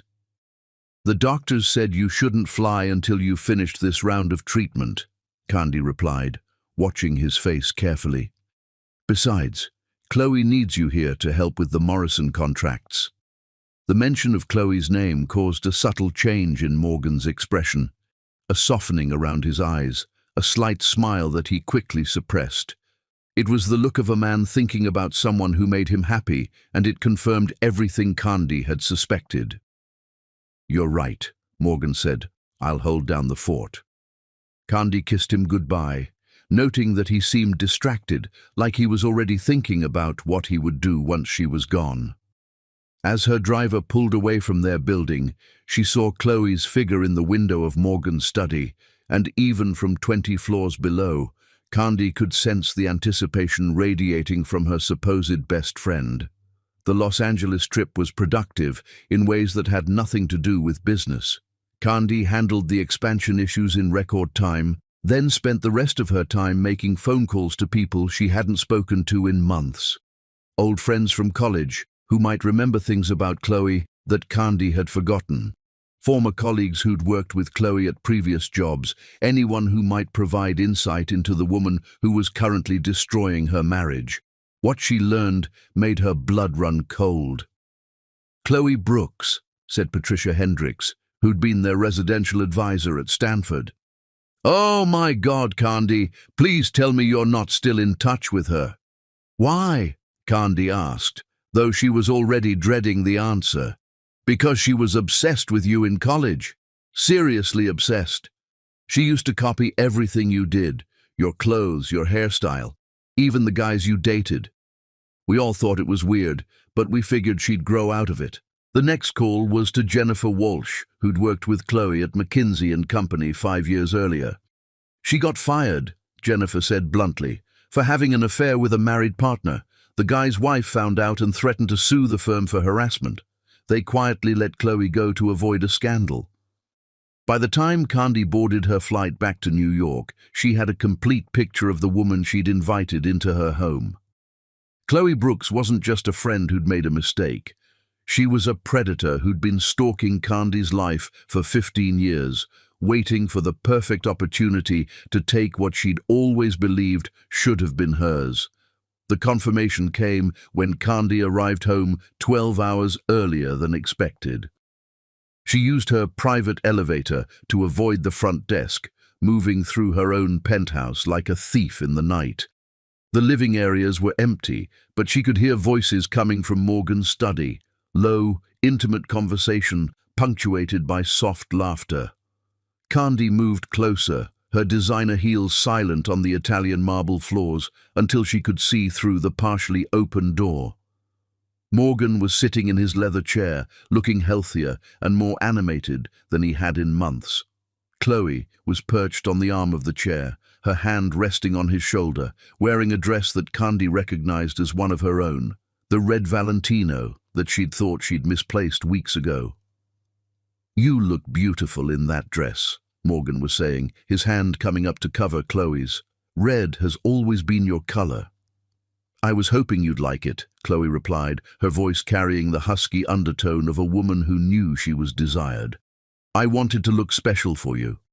Candy watched her husband lift Chloe's hand to his lips, pressing a kiss to her palm that was unmistakably romantic. She watched Chloe's fingers tangle in Morgan's hair, pulling him closer for a kiss that left no doubt about the nature of their relationship.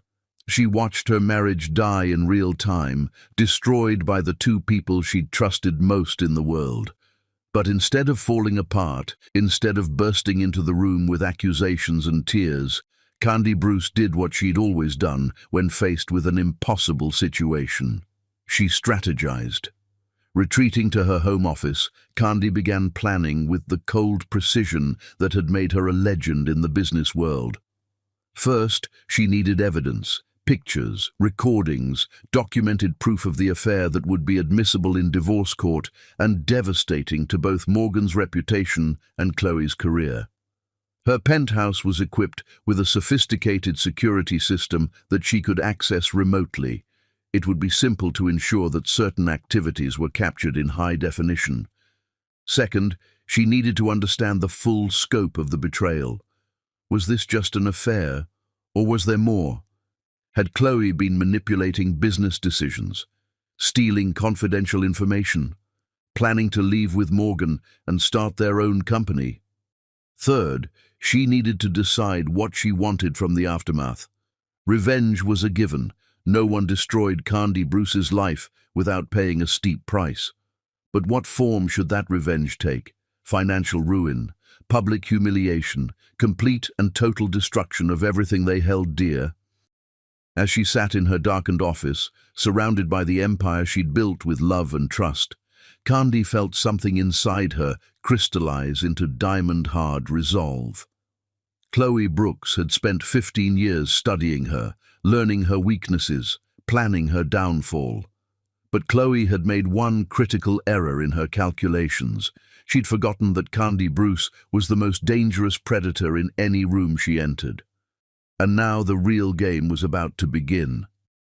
The next morning, Candy entered the kitchen wearing a smile that could have powered the entire city. "Good morning, darling," she said to Morgan, kissing him with exactly the right amount of affection. "I missed you." "I missed you too," Morgan replied, but his eyes kept darting to Chloe, who was standing by the coffee machine in yet another of Candy's robes. "And Chloe," Candy continued, turning to her supposed best friend with arms outstretched, "thank you for taking such good care of my husband while I was away." They embraced like sisters, like the old friends they were supposed to be, and Candy felt Chloe tense slightly in her arms. Good. Let her wonder if Candy suspected anything. Let her worry about what Candy might have seen or heard. "It was my pleasure," Chloe replied, her voice steady but her eyes watchful. "Morgan's such wonderful company." "Yes," Candy agreed, her smile never wavering. "He certainly is." For the next hour, they went through the motions of a normal morning, discussing schedules, reviewing the day's priorities, making plans for the weekend. But underneath the surface pleasantries, a different conversation was taking place. Chloe was watching Candy for signs that her deception had been discovered. Morgan was radiating guilt while trying to act normal, and Candy was cataloguing every micro-expression, every tell, every indication of how deep the betrayal went. It was fascinating in a sociopathic sort of way, like watching lab rats navigate a maze that only she could see. "I should get to the office," Candy finally announced, gathering her things with brisk efficiency. "The Morrison deal won't close itself." "I'll drive you," Morgan offered, but Candy waved him off. "Don't be silly. You should rest. Besides, I'm sure Chloe has plenty to keep you busy." The words were innocent enough, but Candy saw the way both Morgan and Chloe froze at the implication. Perfect. Let them stew in their own paranoia for a while. As Candy's driver pulled away from the building, she caught a glimpse of Chloe at the window, watching her leave with an expression that was equal parts relief and suspicion. "You should be suspicious," Candy thought, "because I'm about to destroy you so completely that you'll wish you'd never heard my name." The hunt was on, and Candy Bruce had never failed to catch her prey. That evening, Candy made her first overt move in what would become the most important chess game of her life. She came home early, announcing her presence loudly as she entered the penthouse. She found Morgan and Chloe in the living room, sitting just a little too far apart, their faces carefully neutral in a way that screamed guilt. "I have wonderful news," Candy announced, settling into her favorite chair with a glass of wine. "I've decided we need a vacation, all of us, together." The silence that followed was deafening. "A vacation?" Morgan repeated, his voice carefully controlled. "Yes," Candy said brightly. "I think we've all been under too much stress lately. We need time to reconnect, to remember what's important. I've already spoken to the realtor about our beach house in the Hamptons. We can spend a long weekend there, just the three of us." She watched Chloe's face go pale, watched Morgan's hands clench and unclench in his lap. The beach house was isolated, private, the perfect place for confrontations without witnesses.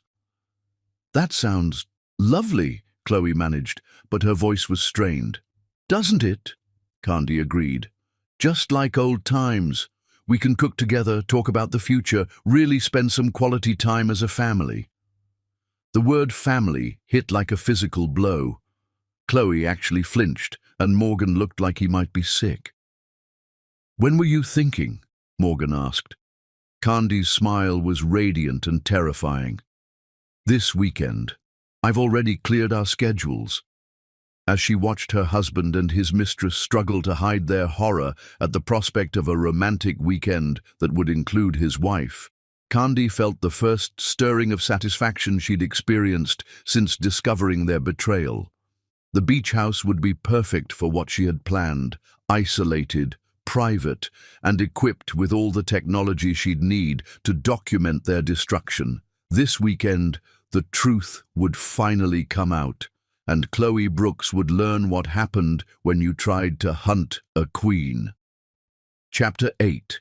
Setting the Perfect Trap, Solo Mastermind. Friday morning arrived like the opening move in a chess game where only one player knew all the rules. Candy stood in her walk-in closet, selecting her outfit for the weekend with the same precision she used when choosing weapons for a corporate takeover. Black jeans that made her legs look endless. A white silk blouse that suggested innocence while highlighting her dangerous curves. Jewelry that whispered wealth and power without screaming it. She was packing for war, disguised as a romantic getaway. "Are you sure this is a good idea?" Morgan asked from the bedroom, his voice tight with barely controlled panic. "Maybe we should postpone until I'm feeling stronger." Candy emerged from the closet with her Louis Vuitton weekend bag, her expression serene despite the predatory calculation burning behind her eyes. "Darling, the doctor said the sea air would be good for your recovery. Besides, we all need this time together." The words were warm and loving, but Morgan heard the steel underneath. In the 3 days since Candy had announced this weekend trip, she'd been different, still affectionate, still the perfect wife, but with an edge that made him feel like he was walking on a tightrope over an abyss. "Where's Chloe?" Candy asked, checking her watch with theatrical concern. "The car will be here in 20 minutes. She's not feeling well," Morgan stammered. "Food poisoning from that new sushi place. She might not be able to make it." Candy's smile could have frozen the Hudson River. "How unfortunate. I suppose I'll have to call and check on her personally." Before Morgan could object, she was dialing Chloe's number, her fingers moving over the phone with predatory grace. "Chloe, darling," Candy said when the call connected, her voice dripping with false sympathy. "Morgan tells me you're ill. That's simply tragic, considering how much I was looking forward to our girls' time this weekend." Through the speaker, Chloe's voice was carefully weak. "I'm so sorry, Candy. I've been throwing up all night. I don't think I can travel." "Nonsense," Candy replied briskly. "I have the perfect remedy for food poisoning. My driver will pick you up in 30 minutes. After all, what are best friends for?" The silence on the other end was deafening. Chloe was trapped, and they both knew it. Refusing to come now would look suspicious, especially since Candy was being so understanding and helpful. "That's very kind of you," Chloe finally managed. "Wonderful," Candy said. "See you soon." She hung up and turned to Morgan with that same brilliant, terrifying smile. "Crisis averted. Now we can have our perfect weekend together."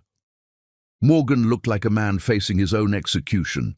The 2-hour drive to the Hamptons passed in suffocating tension, disguised as pleasant conversation. Candy sat in the back of their Mercedes SUV between Morgan and Chloe, chatting about business deals and vacation plans, while her husband and his mistress struggled to maintain their facades. The driver, separated by soundproof glass, was oblivious to the psychological warfare being conducted in the back seat. "I've been thinking about redecorating the beach house," Candy mentioned casually as they turned onto the private road that led to their property. "Something more intimate, more romantic."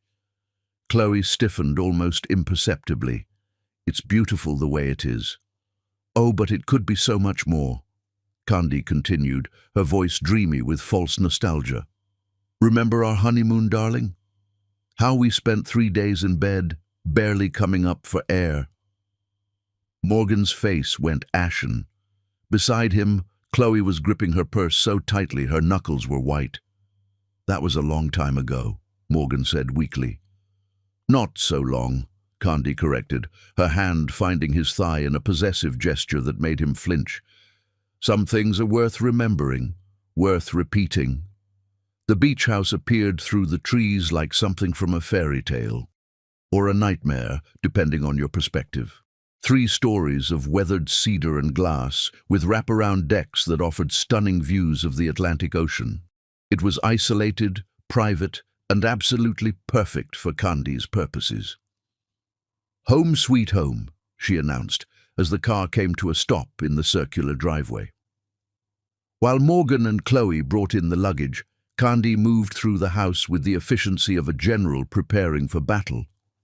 The beach house had been her wedding gift to Morgan, a place where they could escape the pressures of business and focus on each other. She'd had it designed with every luxury imaginable: a gourmet kitchen, a master suite with panoramic ocean views, guest rooms that rivals 5-star hotels, and a hidden security system that could record every conversation in the house. Candy activated that system now, using her phone to ensure that every room was being monitored. By the time the weekend was over, she would have more than enough evidence to destroy both Morgan and Chloe in divorce court. "The Wi-Fi password is forever together," she called out to Chloe, who was struggling with her phone in the living room. One word with hyphens. The irony wasn't lost on anyone. "I think I'll make my famous seafood risotto tonight," Candy continued, moving into the kitchen with predatory grace. "Morgan, remember how much you used to love it when I cooked for you?" "I still do," Morgan replied, but his voice lacked conviction. "And Chloe, you can help," Candy added sweetly. "I know how much you enjoy serving others." The double meaning hit its target. Chloe's face flushed red, and she suddenly found the ocean view very interesting. "I should call Derek," Chloe said suddenly. "Let him know I arrived safely." "Of course," Candy agreed. "Give him my love. Tell him how much I'm looking forward to seeing him again soon." It was a throwaway comment, meaningless small talk, but Candy noticed how Chloe's face went pale at the mention of her husband. Interesting. There was clearly more to that relationship than met the eye. Mental note: investigate Derek Brooks. The afternoon passed in a carefully orchestrated dance of tension and false normalcy. They took a walk on the beach, Candy linking arms with both Morgan and Chloe like they were a happy family instead of a triangle of betrayal and revenge. She pointed out the improvements she'd made to the property, the new deck furniture, the renovated guest house where visiting friends could stay in complete privacy. "Remember when we first brought Chloe here?" Candy asked as they stood on the main deck, watching the waves crash against the shore. "Right after the wedding, you said this was the perfect place for intimate gatherings." "I remember," Chloe said quietly, and there was something in her voice that made Candy look at her more closely. "You seemed so fascinated by everything," Candy continued, "the way Morgan and I lived, our routines, our private moments. You watched us like you were studying for an exam." The observation hung in the air like an accusation. Chloe's hands were trembling as she gripped the deck railing, and Morgan was staring out at the ocean like he wished he could disappear beneath the waves. "I was just happy for you both," Chloe managed. "Were you?" Candy asked, her voice deceptively mild. "I sometimes wondered if you weren't a little envious. After all, we had everything you wanted." "I have Derek," Chloe said quickly. "I have my own life." "Yes," Candy agreed. "Derek, how is your marriage, Chloe? Are you happy?" The question was casual, conversational, but it hit like a precision strike. Chloe's face crumpled for just a moment before she regained control, but it was long enough for Candy to see the truth.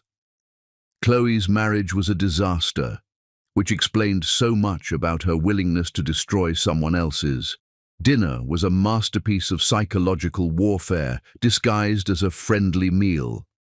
Candy had prepared Morgan's favorite dishes, the ones she used to make when they were newlyweds and couldn't keep their hands off each other.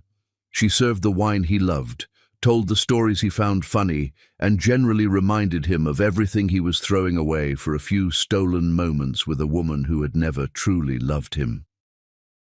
"Remember our 3rd anniversary dinner?" she asked as she served dessert, chocolate souffle, another of Morgan's weaknesses. "You said I was the most incredible woman you'd ever met, that you couldn't imagine loving anyone more." Morgan's fork clattered against his plate. "Candy." "What?" she asked innocently. "I was just reminiscing. Surely you remember? It was right here, at this table. You got down on one knee again and promised me that nothing would ever come between us." Chloe was studying her wine glass like it contained the secrets of the universe, her face carefully neutral despite the emotional brutality she was witnessing. "People change," Morgan said weakly. "Do they?" Candy asked, her voice soft but deadly. "Or do they just reveal who they really were all along?" The question hung in the air like a sword waiting to fall. Later that evening, Candy made her final preparations while Morgan and Chloe pretended to watch a movie in the living room. She sent a text to Derek Brooks from her secure phone, the one she used for her most sensitive business dealings. "We need to talk. It's about your wife. Meet me tomorrow at the Starbucks on Main Street in East Hampton at 9 a.m. Come alone. Trust me, you'll want to hear what I have to say." Then she activated the house's security system to record everything, positioned her hidden cameras for optimal coverage, and prepared for the confrontation that would end 3 years of marriage and 15 years of friendship. Tomorrow, the truth would finally come out. Tomorrow, Chloe Brooks would learn what happened when you tried to steal from a queen. And tomorrow, Morgan Bruce would discover that the woman he'd betrayed was far more dangerous than the woman he'd betrayed her with. As Candy lay in the master bedroom that night, listening to the ocean waves crash against the shore, she felt a calm settle over her that she hadn't experienced since discovering the affair. The rage was still there, burning cold and bright in her chest, but it was controlled now, focused, weaponized. She'd built a $500 million empire by being smarter, faster, and more ruthless than her competition. Destroying the two people who'd betrayed her would be child's play. At exactly 9 a.m. the next morning, Derek Brooks walked into the Starbucks looking like a man who'd been expecting this conversation for months. He was handsome in a conventional way, tall, blonde, athletic, but there was something broken in his eyes that spoke of a man who'd been fighting a losing battle for far too long. When he saw Candy sitting in a corner booth, his shoulders sagged with what looked like relief. "Mrs. Bruce," he said as he approached her table, "thank you for reaching out." "Candy, please," she replied, gesturing for him to sit. "And thank you for coming. I think we have a lot to discuss." Derek ordered coffee with the mechanical movements of a man going through the motions of normalcy while his world fell apart. When he returned to the table, Candy was studying him with the sharp focus that had made her legendary in business circles. "How long have you known?" she asked without preamble. Derek's laugh was bitter. "About the affair, or about the fact that my wife has been obsessed with you since college?" The admission hit Candy like a physical blow. "What? You really don't know, do you?" Derek said, his voice filled with the kind of exhaustion that came from years of fighting an impossible battle. "Chloe didn't just happen to become friends with you at Stanford. She requested you as a roommate specifically. She'd been following your academic career, your family background, everything." Candy felt the world shift beneath her feet. "That's impossible. We met randomly." "Nothing about Chloe's relationship with you has ever been random," Derek interrupted. "She has photo albums full of pictures of you from college, newspaper clippings about your business success. She even bought the same perfume you wore to your wedding." The pieces of a puzzle Candy hadn't even known existed began falling into place with terrifying clarity. "She's been planning this for 15 years, Derek continued, "waiting for the perfect opportunity to take your life. When your husband got sick and you needed help, she saw her chance." Candy's hands were trembling as she reached for her coffee cup. "Why are you telling me this?" Derek's smile was sharp enough to cut glass. "Because I'm tired of being married to a woman who's in love with someone else's life, and because what I have to show you will help you destroy her completely." He pulled out his phone and slid it across the table. On the screen was a photo of Chloe's home office, walls covered with pictures of Candy and Morgan, newspaper clippings about their business success, even photos of their penthouse that had obviously been taken without permission. "There's more," Derek said quietly. "So much more. Financial records showing she's been stealing from her clients to fund the lifestyle she thinks she deserves. Evidence of the affair she had with my business partner that destroyed my last company. Even medical records showing she's been lying about her mental health for years." Candy stared at the photos, her brilliant mind processing the implications at light speed. This wasn't just an affair. This was stalking, obsession, possibly even criminal behavior. "What do you want in return?" she asked, because there was always a price for information this valuable. "Help me disappear," Derek said simply. "I've got offshore accounts she doesn't know about, a new identity waiting in the Cayman Islands. I just need a distraction big enough to cover my escape." Candy looked at this broken man across from her and felt something that might have been sympathy if it hadn't been overshadowed by her burning need for revenge. "Mr. Brooks," she said softly, "I think we can help each other." By the time Candy returned to the beach house at noon, she had everything she needed to obliterate Chloe Brooks from existence. Financial records, medical records, photos of the stalker shrine, recorded conversations where Chloe admitted to planning Candy's downfall, even evidence of criminal activity that would put her in prison for years. Derek had been collecting evidence for months, preparing for this moment, and now he was handing it all over to the one person who could use it effectively. "Where have you been?" Morgan asked as she entered the house, his voice tight with anxiety. "You were gone for hours." "Just running errands," Candy replied breezily. "Getting everything ready for our special evening." special evening?" Chloe asked, emerging from the kitchen with a glass of wine in her hand and guilt written all over her face. "Oh yes," Candy said, her smile radiant and terrifying. "I have such wonderful surprises planned for both of you. Tonight is going to be absolutely unforgettable." As she watched Morgan and Chloe exchange panicked glances, Candy felt the last piece of her plan click into place. Derek would disappear within the next few hours, leaving behind a carefully crafted trail of evidence that would lead investigators to the truth about his wife. The security cameras would capture everything that happened next, and, by tomorrow morning, Chloe Brooks would wish she'd never heard the name Candy Bruce. The trap was set. Now all that remained was springing it. Chapter 9. Secrets Unravel. The final hours before the storm felt like the last moments of a condemned man's life. By late afternoon, the beach house had transformed into a pressure cooker of barely controlled tension. Morgan paced the living room like a caged animal, his hands shaking as he checked his phone obsessively for messages that never came. Chloe sat by the window, staring out at the churning Atlantic with the hollow-eyed expression of someone who knew their world was about to end, and Candy moved through it all like a graceful predator, humming softly as she prepared what she kept calling their special dinner, her every movement calculated to increase the psychological pressure on her victims. "You seem nervous, darling," she observed, as Morgan knocked over his wineglass for the second time in an hour. "Is something wrong?" "No," Morgan replied too quickly, his voice cracking like a teenager's. "Just tired. The sea air, you know."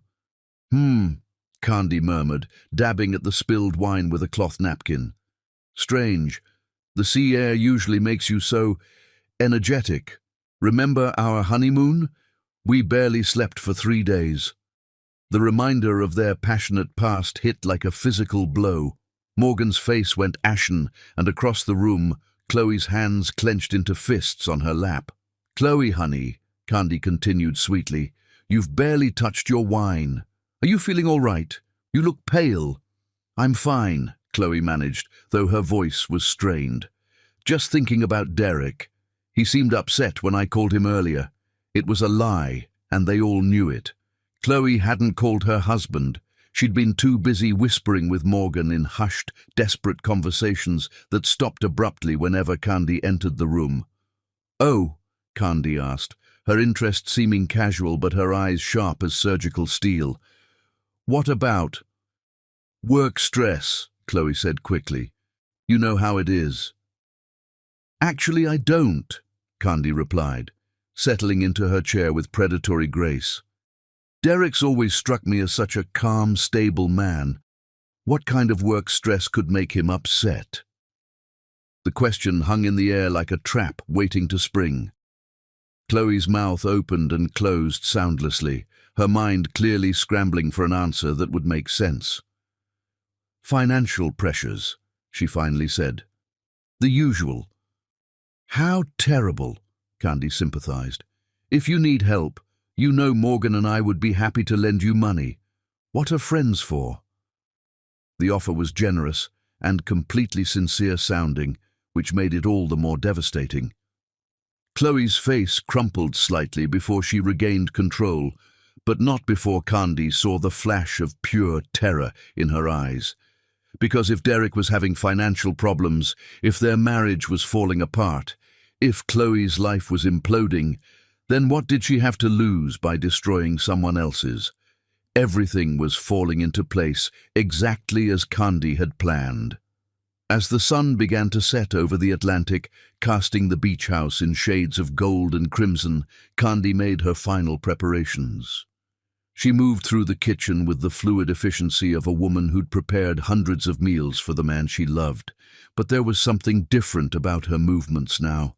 Something predatory and purposeful that made both Morgan and Chloe watch her with the nervous attention of prey animals, sensing a threat they couldn't quite identify.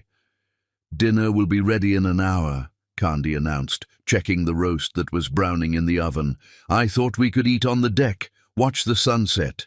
It's supposed to be particularly beautiful tonight." That sounds lovely, Chloe said, but her voice was hollow, mechanical. Doesn't it? Candy agreed. I've been looking forward to this evening for days. There's so much I want to share with both of you.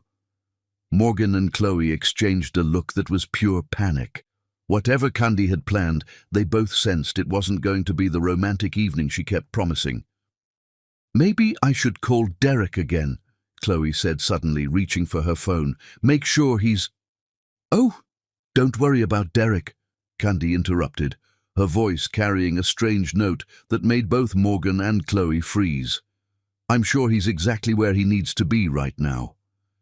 The words were innocent enough, but something in Candy's tone sent ice through Chloe's veins. There was a knowing quality to it, a confidence that suggested Candy knew more about Derek's whereabouts than she should. What do you mean?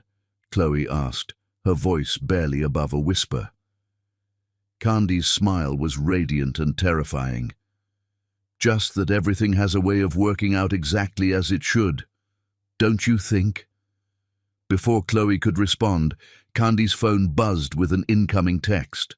She glanced at it, and her smile widened. Perfect timing, she murmured, typing a quick response. The evening is about to become much more interesting. At exactly 7 o'clock, as the last rays of sunlight painted the sky in shades of fire, Candy called them to dinner.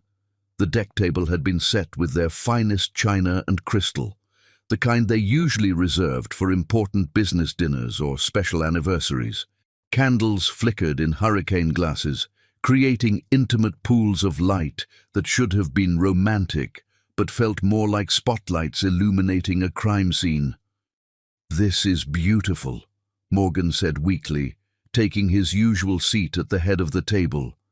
Thank you, darling, Candy replied, settling into her chair with fluid grace. I wanted tonight to be special, memorable. Chloe sat across from Candy, her hands trembling slightly as she reached for her wine glass. The three of them made a perfect triangle, but instead of suggesting harmony, the geometry felt like a battle formation. Shall we make a toast? Candy suggested, raising her glass. To friendship, to loyalty, to the truth finally coming to light. The words hit like physical blows. Morgan's glass shook in his hand, and Chloe went so pale that her makeup stood out like war paint against her ashen skin. To friendship, Morgan echoed weakly. To truth, Chloe whispered, and the words sounded like a death sentence. They drank in silence, the excellent wine tasting like ash in their mouths. Around them, the ocean breeze carried the salt scent of the sea and the sound of waves crashing against the shore with increasing violence. A storm was coming in from the Atlantic, and the first drops of rain began to spatter against the deck furniture. We should probably go inside, Morgan suggested, but Candy waved him off. Not yet, she said. I love storms. There's something so cleansing about them. The way they wash everything clean, reveal what was hidden beneath the surface. As if summoned by her words, lightning flickered on the horizon, followed by the distant rumble of thunder. The storm was still miles away, but its presence felt like an omen. I've been thinking a lot lately, Candy continued conversationally, cutting into her roast with surgical precision. About friendship, about trust, about how well we really know the people closest to us. Candy, Morgan began, but she cut him off with a gesture. For instance, she continued, I thought I knew everything about both of you. After all, we've been so close for so long. Morgan, my devoted husband, Chloe, my loyal best friend. But recently, I've discovered that people can surprise you in the most fascinating ways. Chloe's fork clattered against her plate. What kind of surprises? Candy's smile was sharp enough to cut diamond. Oh, all kinds. Would you like me to share some of them? The question hung in the air like a sword waiting to fall. Both Morgan and Chloe looked like they were about to be sick, their faces pale and strained in the flickering candlelight. I learned, for example, that some people aren't who they pretend to be, Candy said, her voice soft but deadly. That some people can spend years planning and waiting for the perfect moment to take what they want. I don't know what you mean, Chloe said, but her voice was barely a whisper. Don't you? Candy asked, tilting her head like a curious cat. That's strange, because I have so much evidence to the contrary. She reached into her purse and pulled out a manila folder, setting it on the table between them like a bomb waiting to explode. This contains some very interesting photographs, Candy said casually, and documents, and recordings. Would you like to see them? Morgan's face went from pale to green. Candy, please. Please what? Candy asked, her voice still conversational, but with an edge that could have sliced through steel. Please don't share the truth. Please don't reveal what's been happening in my own home, under my own roof, with my own husband. The words hit like physical blows. Chloe actually flinched, and Morgan looked like he might collapse. It's not what you think, Morgan said desperately. Isn't it? Candy asked, opening the folder with deliberate slowness. Because these photos seem pretty clear to me. Would you like to see them, Chloe? I think you look particularly lovely in the red dress, my red dress. Chloe's breathing was becoming rapid and shallow, like a panic attack was building in her chest. Candy, I can explain. Oh, I'm sure you can, Candy said smoothly. You've always been so good with explanations, so creative with the truth. But I don't think explanations are necessary anymore, do you? Thunder rumbled overhead, closer now, and the rain began falling harder, drumming against the deck with increasing intensity. The storm was approaching fast, mirroring the tempest that was about to break over their carefully constructed lives. The fascinating thing, Candy continued, is how long this has all been planned. 15 years, according to my sources. 15 years of watching, waiting, studying, preparing. That's quite an investment of time and energy. Chloe's mouth opened and closed soundlessly. How could Candy possibly know about that? Derek's been very helpful, Candy said, as if reading her thoughts. Amazing what a man will tell you when he's tired of being married to a sociopath. The word hit like a lightning strike. Chloe actually recoiled, her face a mask of shock and terror. That's not true, she gasped. Isn't it? Candy asked, pulling a photograph from the folder. Then how do you explain this? The photo showed Chloe's home office, walls covered with pictures of Candy and Morgan, newspaper clippings, even what looked like a timeline of their relationship with notes in Chloe's handwriting. Or this. Another photo, showing financial records that detailed Chloe's theft from her clients. Or this. A medical report that revealed the extent of Chloe's psychological problems. With each revelation, Chloe seemed to shrink further into herself, like a flower wilting in real time.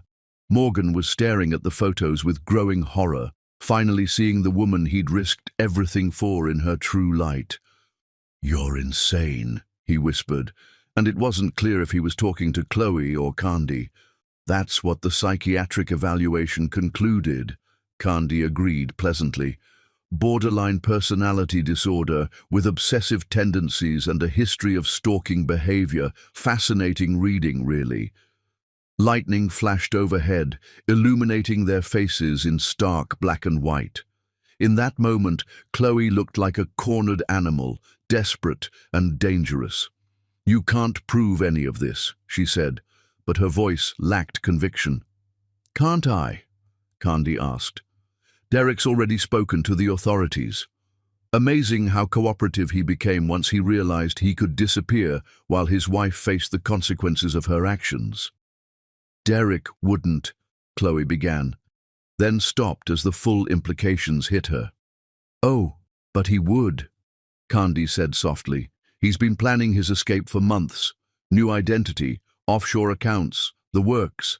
By now, he's probably halfway to a country that doesn't have extradition treaties with the United States. Chloe's world was crumbling in real time, and Candy was orchestrating the destruction with surgical precision. The best part, Candy continued, is that this house is equipped with a state-of-the-art security system.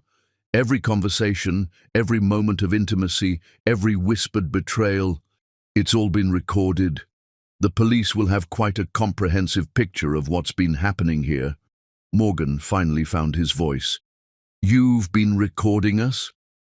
I've been protecting myself, Candy corrected, from people who apparently have been planning to destroy my life for over a decade. The rain was coming down in sheets now, and lightning was flashing almost continuously. The storm had arrived with the fury of nature unleashed, matching the tempest that was tearing apart everything they thought they knew about each other. What do you want? Chloe asked, her voice barely audible over the thunder.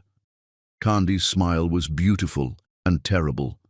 Justice, truth, the complete and total destruction of everyone who betrayed me. She stood up, her silk dress whipping in the wind, looking like an avenging angel silhouetted against the storm. But first, she said, her voice carrying clearly despite the chaos around them, I want you both to understand exactly what you've lost, what you threw away, what you'll never have again. As if summoned by her words, a pair of headlights appeared through the rain, growing brighter as they approached the house. Right on time, Candy murmured, checking her watch with satisfaction. Who is that? Morgan asked, his voice tight with fresh panic. Candy's smile was radiant and terrifying. The final guest at our little party. I thought we needed a witness for what comes next. The car doors slammed in the distance, and footsteps could be heard approaching through the rain. Both Morgan and Chloe were staring at the approaching figure with the expression of condemned prisoners seeing their executioner. Ladies and gentlemen, Candy announced as the footsteps reached the deck stairs, let the reckoning begin. Chapter 10. The Greatest Revenge. Checkmate. The footsteps that emerged from the storm belonged to Detective Sarah Chen of the New York Police Department, and she was carrying handcuffs. Good evening, Mrs. Bruce, Detective Chen said as she climbed the deck stairs, rain streaming from her coat. Thank you for calling this in. Morgan and Chloe turned to stare at Candy with expressions of absolute horror. She had planned this, all of it. Every moment of this weekend had been orchestrated to lead to this exact outcome. My pleasure, Detective, Candy replied with devastating calm. As I explained on the phone, I have extensive evidence of fraud, stalking, and theft. The suspects are right here. You called the police, Chloe whispered, her voice breaking. Oh, my dear, Candy said with mock sympathy. Did you think this was just about adultery? This is about so much more than a pathetic affair. Detective Chen opened her badge wallet, water dripping from the leather. Chloe Brooks, you're under arrest for fraud, embezzlement, and stalking. You have the right to remain silent. Wait, Chloe screamed, jumping to her feet. You don't understand. She's lying. She's manipulating everything. Am I? Candy asked, producing a thick folder from seemingly nowhere. Detective, these are financial records showing Mrs. Brooks has stolen over $2 million from her consulting clients over the past 3 years. There are also medical records confirming her history of obsessive behavior and documented evidence of a 15-year stalking campaign against me. Detective Chen took the folder, her experienced eyes quickly scanning the documents. This is quite comprehensive, Mrs. Bruce. I believe in being thorough, Candy replied. There are also recorded conversations where Mrs. Brooks admits to planning my psychological destruction, photographs of her shrine to my personal life, and testimony from her husband confirming her criminal behavior. Her husband? Morgan asked weakly. Derek Brooks, Detective Chen confirmed, consulting her notes. He contacted us 3 days ago with evidence of his wife's illegal activities. He's cooperating fully with our investigation. Chloe's face went bone white. Derek couldn't. He provided quite a lot of information, Candy said conversationally. Amazing how motivating the threat of prosecution can be. He was very eager to distance himself from your crimes. "This is insane," Chloe shrieked, but her voice was becoming hysterical. "I loved him. I loved Morgan. I never stole anything." Detective Chen was already reaching for her handcuffs. "Mrs. Brooks, please turn around and place your hands behind your back." "No!" Chloe backed toward the deck railing, her eyes wild with panic. "You don't understand. She's the crazy one. She recorded us. She planned this whole thing." "Actually," Detective Chen said calmly, "Mrs. Bruce was perfectly within her rights to record activities in her own home, especially given the stalking and theft you were committing." Candy watched Chloe's breakdown with the detached interest of a scientist observing a failed experiment. "The beauty of it is that everything you did was actually illegal, while everything I did was completely legal. I simply documented crimes and reported them to the proper authorities." Morgan finally found his voice. "What about me? What about our marriage?" Candy turned to her husband with eyes that held no warmth, no love, nothing but cold calculation. "What about it, Morgan? Did you think I would forgive you for betraying me with a criminal sociopath?" "I didn't know." "You didn't care to know," Candy corrected. "You were so desperate for attention that you didn't bother to question why my best friend was suddenly so interested in comforting you." Detective Chen had managed to get the handcuffs on Chloe, who was now sobbing uncontrollably. "The car is this way, Mrs. Brooks." "Wait," Morgan called out. "What happens to me?" Detective Chen paused. "You haven't committed any crimes, Mr. Bruce. Adultery isn't illegal in New York. However, she glanced at Candy. "I believe your wife's divorce attorney will have some interesting things to discuss with you." "Divorce?" Morgan's voice was barely a whisper. Candy's smile was beautiful and terrible. "Did you think there was any other outcome? You betrayed me, Morgan. You chose her over me, over us, over everything we built together." "But I love you," Morgan said desperately. "I made a mistake, but I love you." "No," Candy said with devastating finality. "You loved the idea of me. You loved what I could give you. But when things got difficult, when I needed you most, you turned to the first woman who paid attention to you." Lightning flashed overhead, illuminating the three figures on the deck, like a tableau from a Greek tragedy. Detective Chen was already leading Chloe toward the stairs, the broken woman stumbling and sobbing as the rain soaked through her clothes. "This isn't over!" Chloe screamed over her shoulder. "I'll tell everyone the truth. I'll destroy you." "With what?" Candy asked pleasantly. "Your credibility is somewhat undermined by the felony charges and the psychiatric evaluation. Who's going to believe a convicted criminal and diagnosed sociopath?" As if in response to her words, more police cars appeared through the rain, their red and blue lights painting the storm in violent colors. "Mrs. Brooks will be processed tonight," Detective Chen said to Candy. "We'll need you to come in tomorrow to sign your statement." "Of course," Candy replied. "I'm always happy to cooperate with law enforcement." As the police cars drove away with Chloe in custody, Morgan and Candy stood alone on the deck, the storm raging around them like nature's fury unleashed. "How long have you known?" Morgan asked finally. "Months," Candy replied. "I suspected something was wrong even before I found proof. You were different, distant, guilty. Why didn't you confront me?" Candy turned to face him fully, and Morgan saw in her eyes the woman who had built a $500 million empire through sheer force of will. "Because I needed to understand the full scope of the betrayal,"